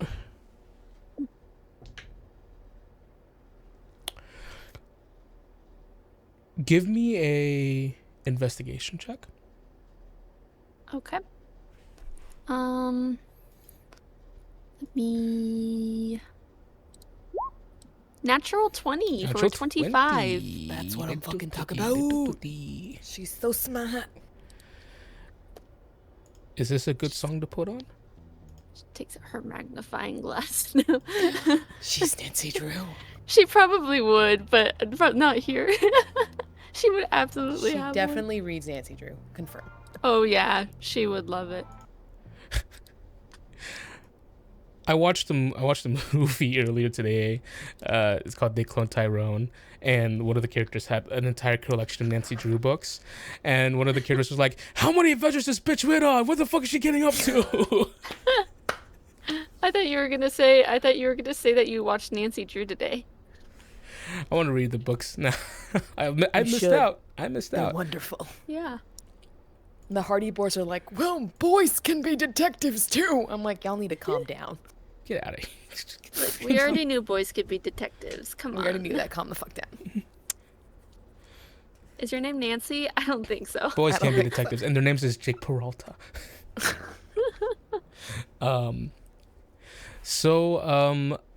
Also with that natural 20, I will say that you do absolutely find, like sifting through now that you're within the serenity of the of the moment. You take the time to like look through, and then you have a scroll of the spell magic, but no tongue, nothing, no stone of tongues here. But you do find this scroll. It has been lightly torn, lightly asunder. You see the magic kind of like fading, like actually fizzling. It was just freshly eaten. And as you look at the scroll, it is a scroll of Otto's irresistible dance. Ah. That's some Baldur's Gate shit right there. It literally is. It's a good spell. That's what Timmy used to beat the really hard boss. He was telling me the story about There was that. this really hard optional boss that everyone said took hours to beat. And I was like, oh, Otto's irresistible dance is 100% chance to work. And he just danced the entire time, and I just fucking killed him. He had like a second form he was supposed to transform into. I had to look it up because he did not transform. He was too busy dancing. Danced him to his death. This is Blackguard's music. It is. This is the Brando. It is. This is Brando theme. I'm still alive. And this time, bitches. I will cry if he's still alive. I mean, he is alive because this is in the past, right? Yeah, this is before Blackguards. Well, he's not alive. He's undead. Dick. So we don't find the tongue. But you do find all these assortments of healing items. I will say that some of the potions already look familiar to you. 2 of them are potions of lesser healing. I'm good on heals. For now. Do you have any potions on you right now, though? Nope. Take one of them at least. One lesser? Okay. Yep. All right. And eventually sifting through nothing else. I will say like that red cap was like they were searching for something here. They were searching for the new scroll specifically. But that's it. Other than that, it's a fairly nice library. I would say that you find throughout the library there are legitimately some like book forts built. They were pretty hastily put together. But other than that, there's no like real functional like thing to investigate about that. Do you think the bag will explode if I put every single book in there? No, this is what the bag is made for. I like my space. Okay, atheist. Compromise with Probably us. be a waste of time to put them all in there, though. I just really like Why don't books. you just pick a top 3? Wait a second. Bring me out for a second. Oh, but we're not there yet. Okay, she pulls him out. He might be able to help us.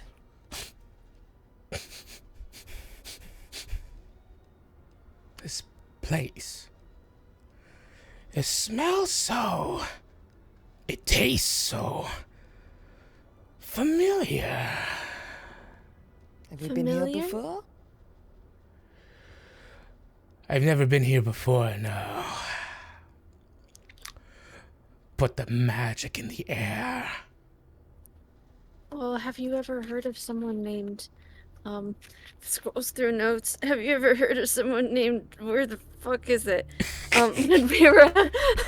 There's a name. Ledvera? I don't fucking know. Ledvera de Satra. That one. He goes, says, a talented archmage, she once stood against me.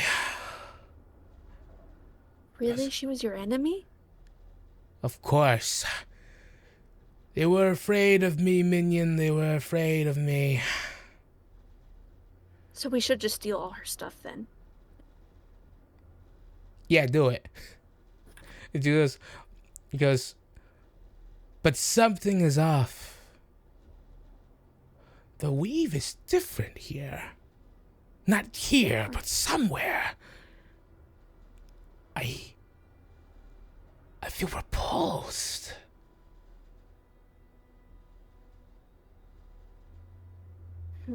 Like there's something wrong with the magic? Not here.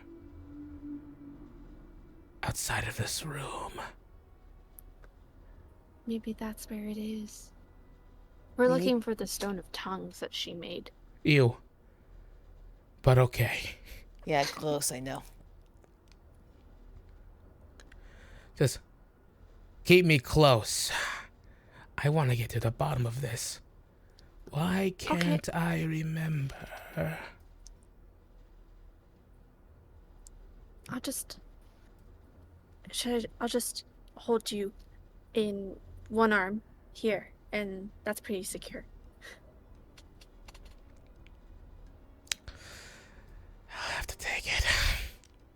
That way I can have my hammer. Yes, you have two hands, don't you? Exactly. His hand's for you, and this one's my hammer. Alright, Persuasion check. Oh my god.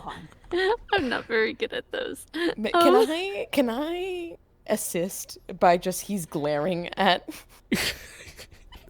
That doesn't work on A5e. I'm sorry. Damn it! It doesn't work on me. 2. Both hands, minion. Okay, she puts her warhammer It's away. fine. I've got the axe. I'll lead. Okay. Let's Awesome. get out of here before we get attacked by more fucking magic cat eaters. Yeah, those are around here. What?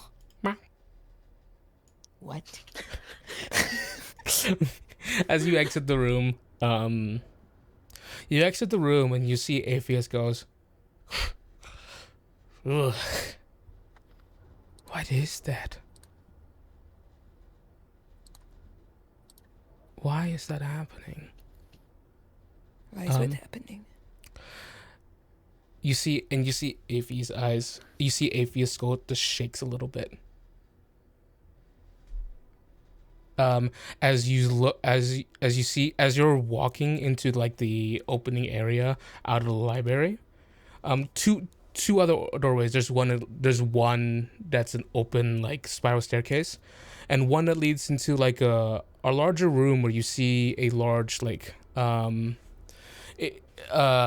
it's a rather basic room with a large mirror, a large like glass mirror there. And he's looking in there, and he goes, "No. Put me back. Put me back. Put me back. Put me back. Put What's me wrong? back. I will. Get it away from me." She puts him in the bag.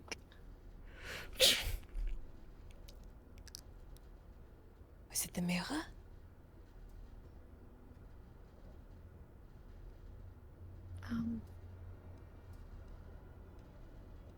She'll step up to it slowly. Try to Where the look fuck at it did better. Jeremy send us? As you slowly step up to it, this mirror, it's a dark tinted mirror. You see your reflection, but only, but not entirely. There is a darkness that sort of like hangs in the back. And as the both of you get closer, looking at your reflections, as you get closer, your reflection sort of dims. And you see behind this glass, you see a swirling dark cloud. And then this large hand crashes against the glass, but nothing breaks.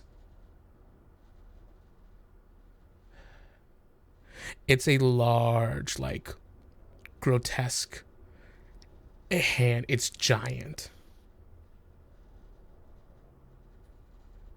And you hear, "Did you bring something? You're not the Redcaps."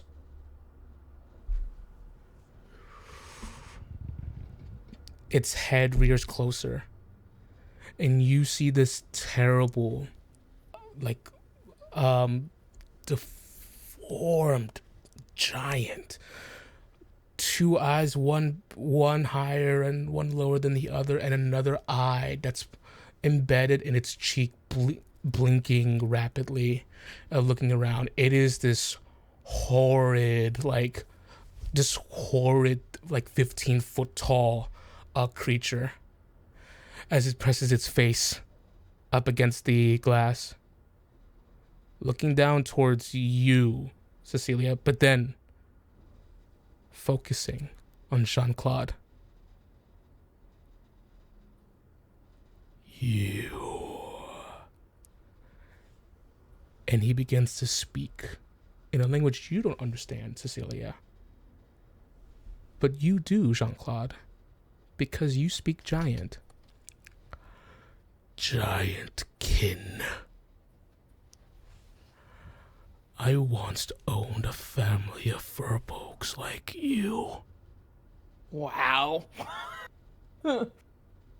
Cool. I didn't say that, but that's his thoughts. Great. Hey, man. First impression. Love being known as a pet. Cool. Goes, "What are you doing here, giant kin?"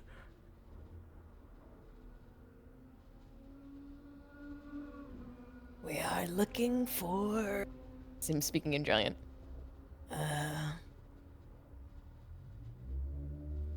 An object.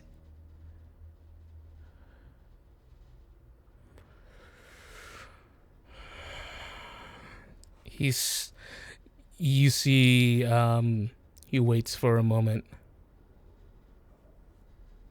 He reaches into the darkness, and he just bats towards the window with this large hand. You see this small carved statue of a frog, rolling it towards the front of the glass. How did you know?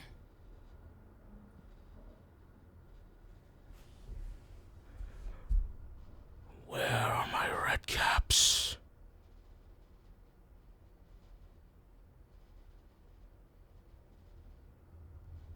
Gone. "Then it's you who is going to free me."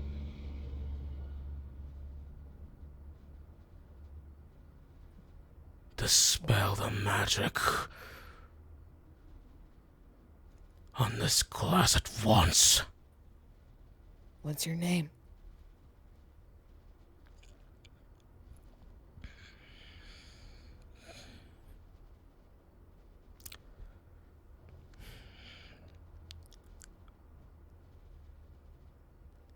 Goes,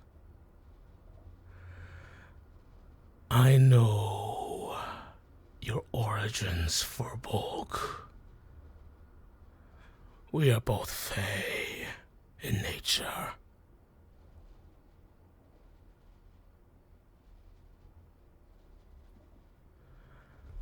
I will not give you a name.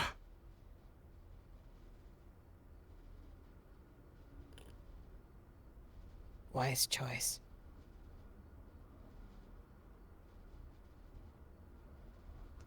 And I'm gonna fill in Cecilia in common. What's going on? Wait, you... How did you end up trapped there? Then.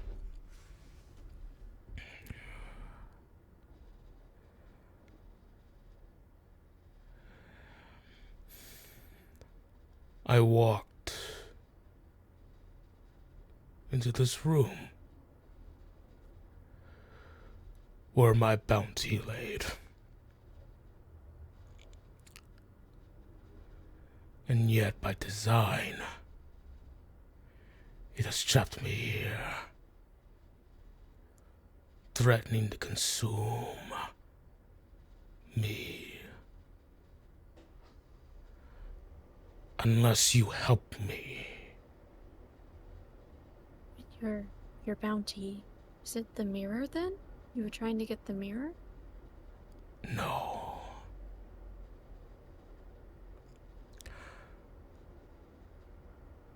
The other thing in this room. I want the book. Does she see a book in here? It's very dark in there. It's magical darkness. Oh. So that's probably the book that creeped out Atheist. Pitch black. You who follow Saloon. Was it a divine quest that brings you here?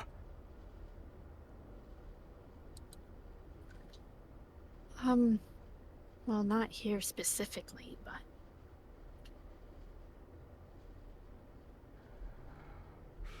This is kind of almost like a detour, I guess. Does my see invisibility do anything with the seeing into the ethereal plane by chance? I can't see the darkness. You can see it in the ethereal plane? So I'll go ahead and say this. This is really interesting, actually. Everything you see has a layer of the ethereal plane over it.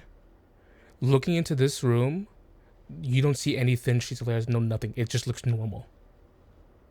And that's against the norm. Yeah. Yes. And confusion.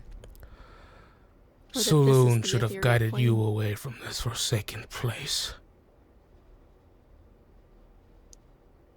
Right into Shar's embrace. Shar?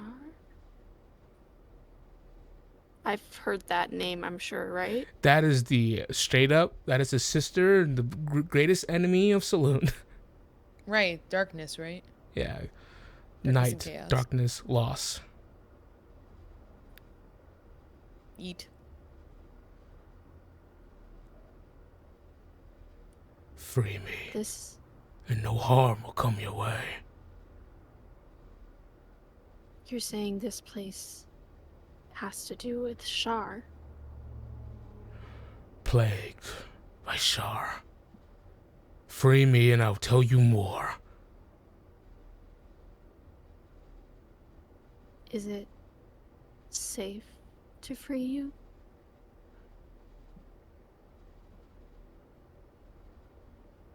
Free me.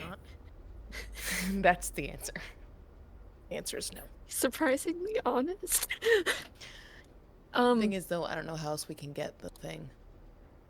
I will help you in any endeavor you want. How big is this room to me that we're in? And like the magical darkness? The room that he's in, you can't tell. It's smaller because it's a compass and a mirror. But you're in like a pretty wide room. I'd say like 30 by 30. In this room is that we are in right now is the one with the magical darkness and where he said the book is. The magical darkness is where he is. It's behind the glass. Oh, okay. I thought it was in our room. So you're not in it at the moment. He goes, hurry.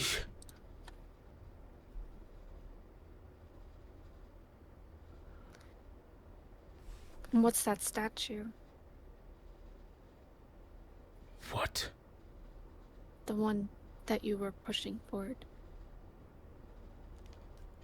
He goes, there's a treasure A stone that will allow you to speak any language you want, understand any language you want, speak in any voice you desire.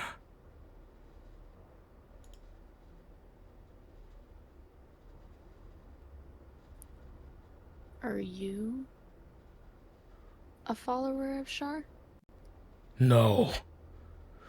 He's getting increasingly impatient, like he's panicking.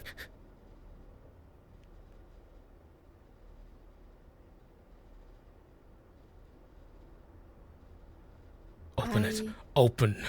Dispel magic. Now. Now! Celia, back up. I'll do it. You want to let him out? Let me free. Yes. Yes. I don't know how else we're going to get the artifact. I don't think it's worth it to get the artifact. His body is shaking. He didn't even try to lie about it being safe to let him out. You see his body is shaking. It starts to shake. Like, I'd want to help, but I don't think it's safe.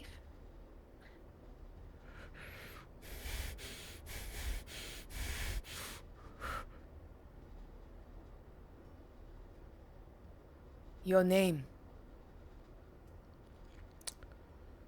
Persuasion check with advantage.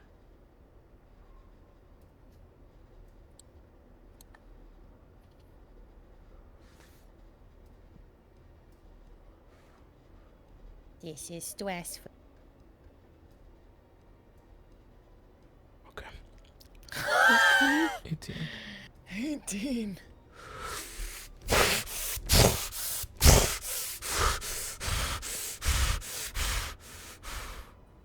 He looks back, and you see his, he looks back at you with your, like, this terrible, like, eye. His eye and his cheek is, like, turning, horribly. He goes, Forrest! Forrest! Do we know that name? Would I know that?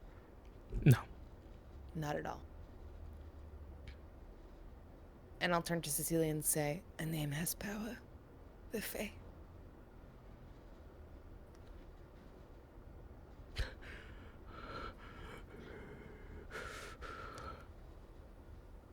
What are you going to do? Release me! He sinks to his knees. Both hands on the glass.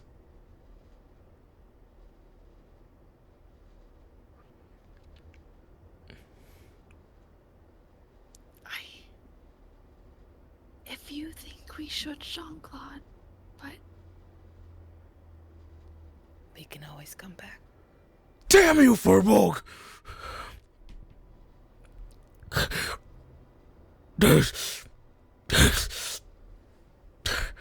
I hope I find many more of you. Yeah. To shame you and the family. Like a pet. Now who's behind the cage?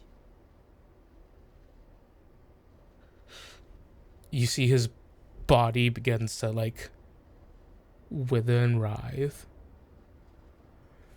As he just kind of... as the magical darkness... As his mouth opens and the magical darkness begins to funnel into his body. Cecilia. Either we let him out now, or we let whatever that darkness is encompassing. The room clears of the magical darkness. And he's still.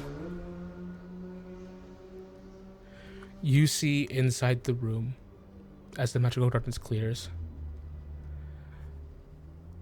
what looks like a ritual circle on the ground.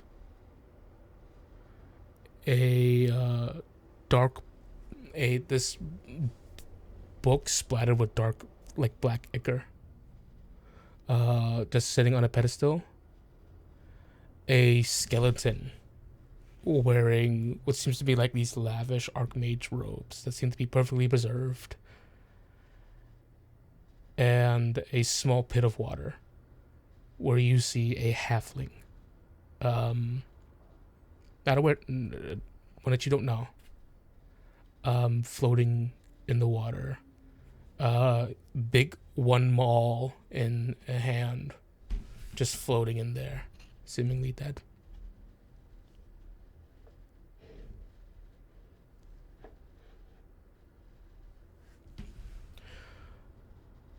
The Fomorian seems dead.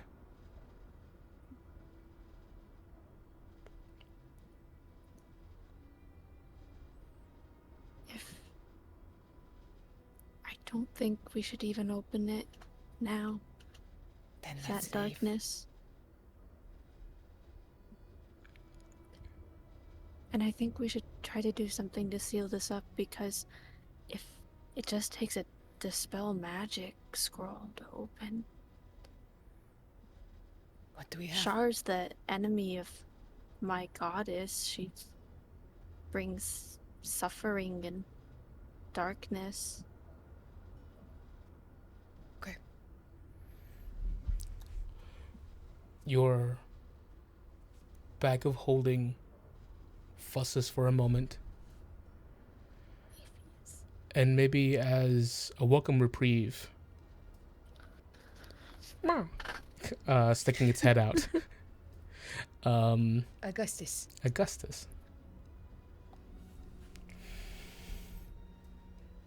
Because unpleasant happenings has occurred that even has come under my notice. Is there anything we can do, or should we just leave? Peering into the glass.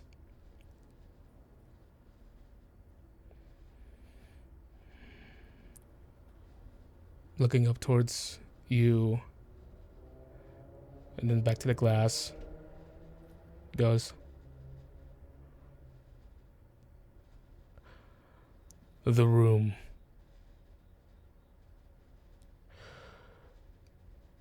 It is underneath the effects of a rite.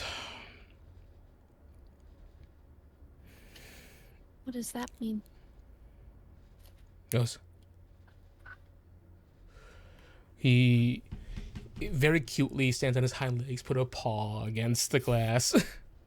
Even though it's such a very dramatic moment. He goes, the weave is not present in the slightest in this room.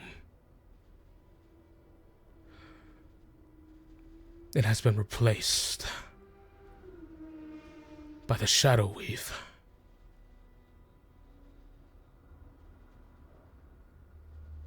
Shadow. Dark times indeed. It will take a wish spell to fix the weave in this place, to return it to its natural state. We don't have that. That's why I can't see the ethereal plane. I had a spell that was letting me see into it, and it disappeared when I walked into here. The spell just isn't working, I'm guessing. Thus, the rites cannot damage the weave any further. It has already occurred.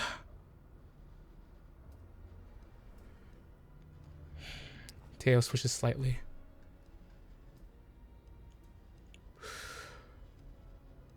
Just tapping into the shadow weave has been a source of madness for many a caster. As long as you do not seek to wield it, you, cleric of Saloon, you, righteous paladin. It's paladin in the universe. God damn it, I'm a fucking paladin. Then you can traverse the room safely if you so desire. As long as you reject the shadow weave and its temptations. But if we dispel it, couldn't anything in there just come out here, or anything could go in there? The rites cannot unfurl furthermore. It is kept within the boundaries behind that glass. Even if we dispel the magic on the glass, though? He looks in. He just goes, yes. For if the rites continued beyond the glass would not have been able to hold it.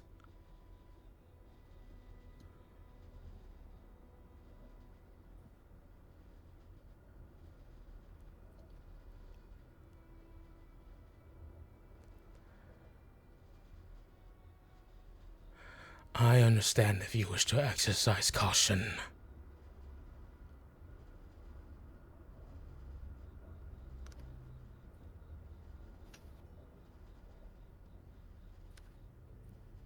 I guess I'm just kind of confused about how that works.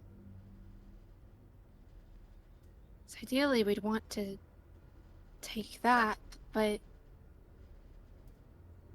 I'm really worried about letting anything out. If the right wished to swallow you,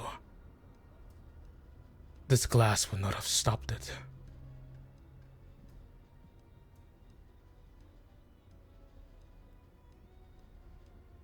Augustus. With winter coming, would it be best to get rid of the glass?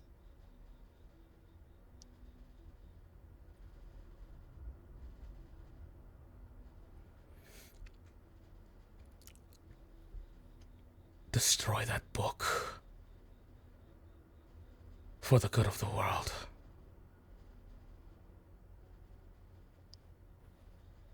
Cecilia, open it.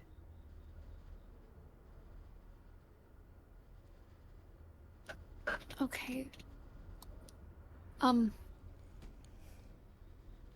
I'm going to cast a spell on... I can only cast it on one of us, actually. Cast it on yourself. Are you sure? I am. I've cast protection from evil and good on myself. Okay. Wait, do you still have the homebrew that I can upcast it to get 2 people? Absolutely, yeah. It's not that rules as written, but we've homebrewed that in another game before. In I'm gonna cast protection. In case you haven't figured out, folks, our game is cool. Get fucked! I'll cast it at level 2 to cast protection from evil and good on both of us then. And then dispel magic is not concentration, whereas this one is. So I will take out the scroll of dispel magic. And it's a spell that she's on the cusp of being able to learn anyways. So she hopefully is able to read it. Okay. So, run me through one more time. So just protection, good and evil. Yeah, on both of us. Mm-hmm. Cast it at level 2 upcast, and then she'll cast dispel magic. Okay. On the glass. The spell. Not on the protection from evil and good. Obviously. Yeah, I got that you. That would be silly. Oopsie. Oopsies, JK. You didn't specify what you were dispelling, so I would throw so many things at my laptop. There are some people who would do that. Yeah. Yeah. No.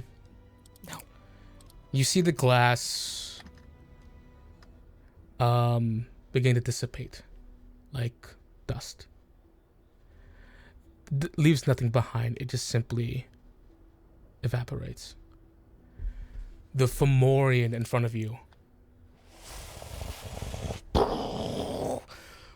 lands. It's one eye in its cheek still, looking around, but every other part of it is dead. As you walk into the room, are you walking into the room, Cecilia? She does. You feel this protection that you've casted over yourself. It immediately whimpers and shudders away as you step into the room. There is no there is no like feeling. There's no like feeling that anything has changed. That no atmosphere has changed, but it's just your spells gone. Oh yeah, they said the magic. Nothing to support it. Yeah. I charge for the book. You go for the book. Yeah, gotta kill it. Smash it. With your axe? Yes. Just slashing down at it multiple times. The book is, it yields to you, as it's completely torn asunder. No magic seems to hang in the room, however. Still, as you looked at the material and used in the right, has probably been done like that, like a very long time ago. So it's probably all gone. But the circle still remains. What's drawn on the ground. You see the armor of. You see the halfling inside of the small pool of water, perfectly preserved. He is dead, but his skin, he's perfectly preserved. If he died hundreds of years ago, then that's something. Unless he died fresh. But with the state of this room, you're not entirely sure. And where is he?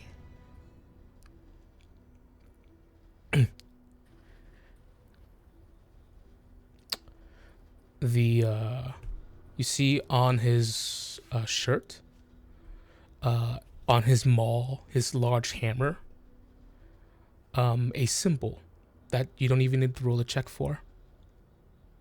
Lathander, the Morning Lord. And the skeleton sitting in the chair with its mage robes. You see clutched in its hand a notebook that has withered in age, and a key. I looked to Cecilia. I'm going to go get it. Okay. And I'll go and try to grab it. All right. You just grab it. Take the Stone of Tongues. That was right by the entrance, right? Yeah. Just so if you guys are also interested, just speak candidly, and because in the interest of time, that mall looks kind of cool. We can't save the halfling? No. In theory, if the body was preserved, but I don't have resurrection spells yet. You'll learn about something in a... Okay. Mm-hmm. Jean-Claude looks to Cecilia. He's not religious, so I'm not sure if we should take it. She is. I think it's best you don't leave anything that looks interesting in here, maybe. Just so people don't wander in. You know? To steal.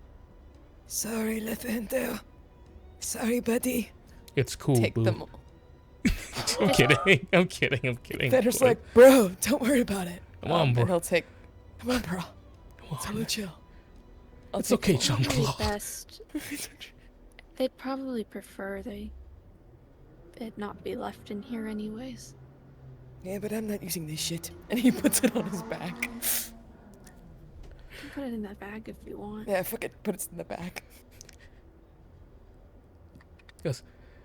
The bag's not working at the moment in this place. So yeah, true. you Never walk mind. out and then you put it in the bag. Okay. Where does the key go to? The diary? The diary is just a book. It has a latch, but there's no lock. But you don't know where the key goes to yet. There wasn't a lock in there that we saw in that room. No, but there is one place you haven't checked. Upstairs. Yes. Jean-Claude looks at Cecilia. In the book he tore to shreds. Is it like how it's completely damaged, but like maybe we should try to start a fire? Not magically, but normally. Make sure there's nothing that can be put back together of it. to ash it goes. I'll take out my tinderbox. Sacred fires. Augustus goes. So I'd have to take it out of the room. Is that dangerous? Do not touch it with your hands.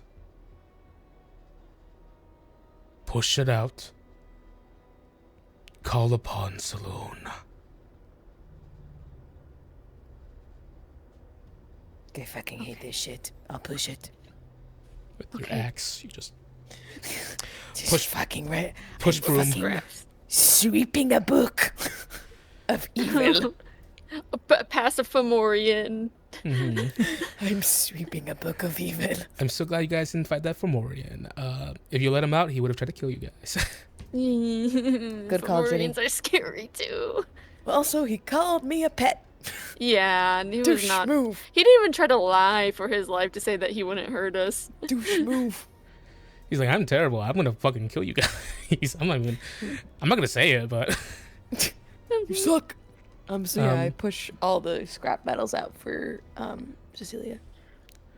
You push it all out, and as you walk out of that room, you see. You feel your kind of like you don't realize how natural it is, but the magical parts of the weave interconnecting with you again, the threads of existence reconnecting with the both of you. And Sacred Flame. Yeah, she'll take her holy symbol, and it can roll a dex save. I'm kidding. It dodges. At disadvantage. It never hits anyway, so it's like, darn, gotta try it again. Saloon, please. No. She's Sacred Flames. As the divine fire overtakes the pile in front of you, as the two of you watch this unknown evil burn that even Atheist was afraid of.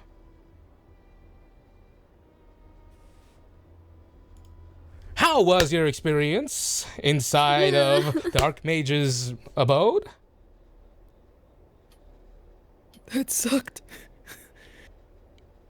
Wait, is this the fucking thing? Is this the fucking ghost guy? Yeah. I am sorry to hear that. Are you free now? Shall I guide you towards the exit? No, I'm going upstairs. Fuck you. And he's going to run upstairs with the fucking key.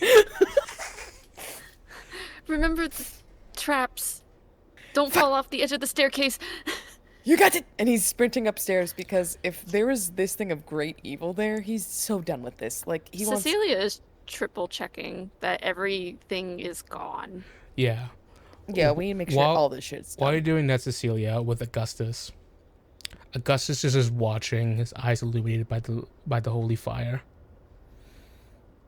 And he just goes, "Shar, you scoundrel." And it's so funny coming from this really cute black cat. They are my favorite NPCs, Augustus and Avius. Jean-Claude, you make your way up the spiral staircase, and in the interest of time, I'll go ahead and describe the next events very fast, and we'll get all of the semantics out of the way after the game. Jean-Claude, you make your way up toward the spiral staircase towards this one singular wooden door that leads to where everything else was kind of lavish. This one's more, this one's simpler. The key fits into the door perfectly, and as you open it, you are veiled to a bedroom. A nice large bed, sort of like a loft area with like a library of like shelves of books at the top. And looking around, there's a good amount of items. And I'll go ahead and say, just because this is fast, and if you spend time with it, you're gonna do it. There's a cool puzzle in here I was just gonna say that you just fucking solve. You have to read. Yeah. You have to read the journal and then pull books out a certain way that spill out. Because Jean-Claude would figure this out. No, he Cecilia wouldn't. would come up and Cecilia help too. would. After Yeah. she's done. After she's done. Yeah, she'd Cecilia, follow him. you come up, you read it, and like, oh, okay, it's She this, does the puzzle. and then you do the puzzle. One of the bookshelves open to unveil a personal treasure hoard. We take every fucking thing. You take everything. In this particular room where stars seem to swirl outside the windows, there's no sky, there's no nothing in this magically veiled place. You learn that you're in the bedroom of one archmage, whatever her fucking name is. This bitch almost summoned. Yeah, we're fucking out. We're taking all her shit. Get fucked. It's at this point. It's at this point after going through this beautiful room. The puzzle involved looking at the first letter of a book and pulling them out in books that spell Lundy, like Lundy's acre. Right. You sensing you have everything that you have, that you need and that you can gather from this place. The both of you are led outside, ushered outside by the illusion. And as you're walking out of this terrible place, he waves. Before a sort of like bead of darkness takes him in the middle and begins to is that why the illusions are failing? swallow him whole. Because Char's taking over? Yeah. That would make sense. Oh no, this is bad. Because he was a failsafe. He was like security, make sure, take stuff, so. As the two of you walk away from this place, I'm gonna fucking kill Jeremy. with these terrible like newfound like discoveries that you still don't quite understand yet. You are greeted with one last sight. Hanging from the roof of the place, a stake hammered into the top of the place, hanging by the ankle, rope wrapped around his leg. Oh my god, it's not Yam. Farley is. The man with the gun who had shot you, the man who had fought multiple times. Dead, desecrated. The father of scarecrows kept to his initial word. And that is for both of you to see. And that is where we're going to end this session of Lanya Expedition. Don't give a fuck. I'm not making any deals with these fucking things. And I'll give you guys the journal entries. It's long, but it's it explains what happened. Am I still have my thing that you messaged me about? It's gone now. It's gone. Oh, It's gone. oh yeah. Yeah, fuck you, unseelie douchebag. Prick. Can I tell Jenny? Yeah, of course, yeah. He fucking cursed me. So if I hit He zero, cursed you. He cursed me so that if I hit 0 hit points, I'd have 2 automatic death fails. No. What? No wonder you're talking about potentially running. I was like, this is fine. I was like, We'll be maybe fine. we should go. I was like, this isn't a big deal. They're little cats. One of us might go might wanna unconscious, go. but it'll be fine. That cat's has a fucking loaded 20 I'm in its just sleeve. saying, the cat's got a gun. What did the number have to do with it? Yeah, what was the number? Why do I have to remember 5? That's ongoing. Oh my god. That's But to summarize the journal entries, Claude's too dumb for this shit. if anyone's actively read, but I'll go ahead and summarize the journal entries. So, Lundi was the halfling. Lundi In his own acre. Yeah, he was rewarded with the acre from the king because of his brave deeds, and the Archmage was his friend who wanted to get away from the politics of Aether. So she came here to live and to build her own place with her arcane servants. And she was just extremely thankful that Lundi just gave her the time and just a nice place away from the headache. Because Lundi was an adventurer and had befriended the Archmage, and the both of them were great friends together. It was until one month when one of her arcane servants, who was scavenging for magical material, found a black tome embedded in the very heart of the swamp. She attempted to destroy it multiple times, resisted it, but it spoke to her. It filled her head with knowledge when she was sleeping. She didn't ask for it. It intruded on her brain. And it tempted her, and it comforted her about her losses in life, and it tempted her with immortality. And it told her about a way to keep souls preserved. In the very same way that Brando Caligaris did in Blackguard's Gallery. That's why he's the Lich of the Drowned. If you enchant water in a certain way and someone drowns in it, their souls cannot leave their body. They are dead and they are trapped. But one of the main things that had occurred was that the book had taught her about the rite of unwinding, a ritual that isn't explained in the book.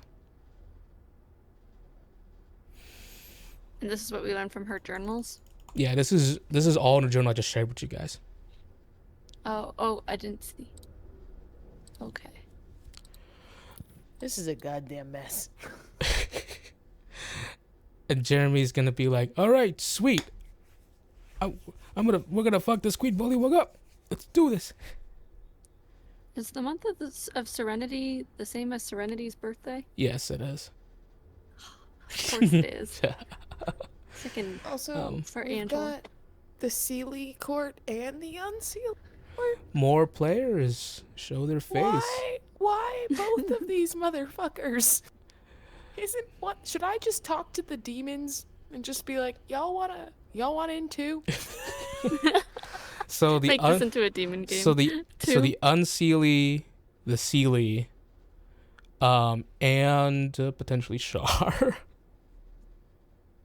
Mm-hmm. And not to mention the fucking tentacle monster. Hey, you guys are main characters. Yay!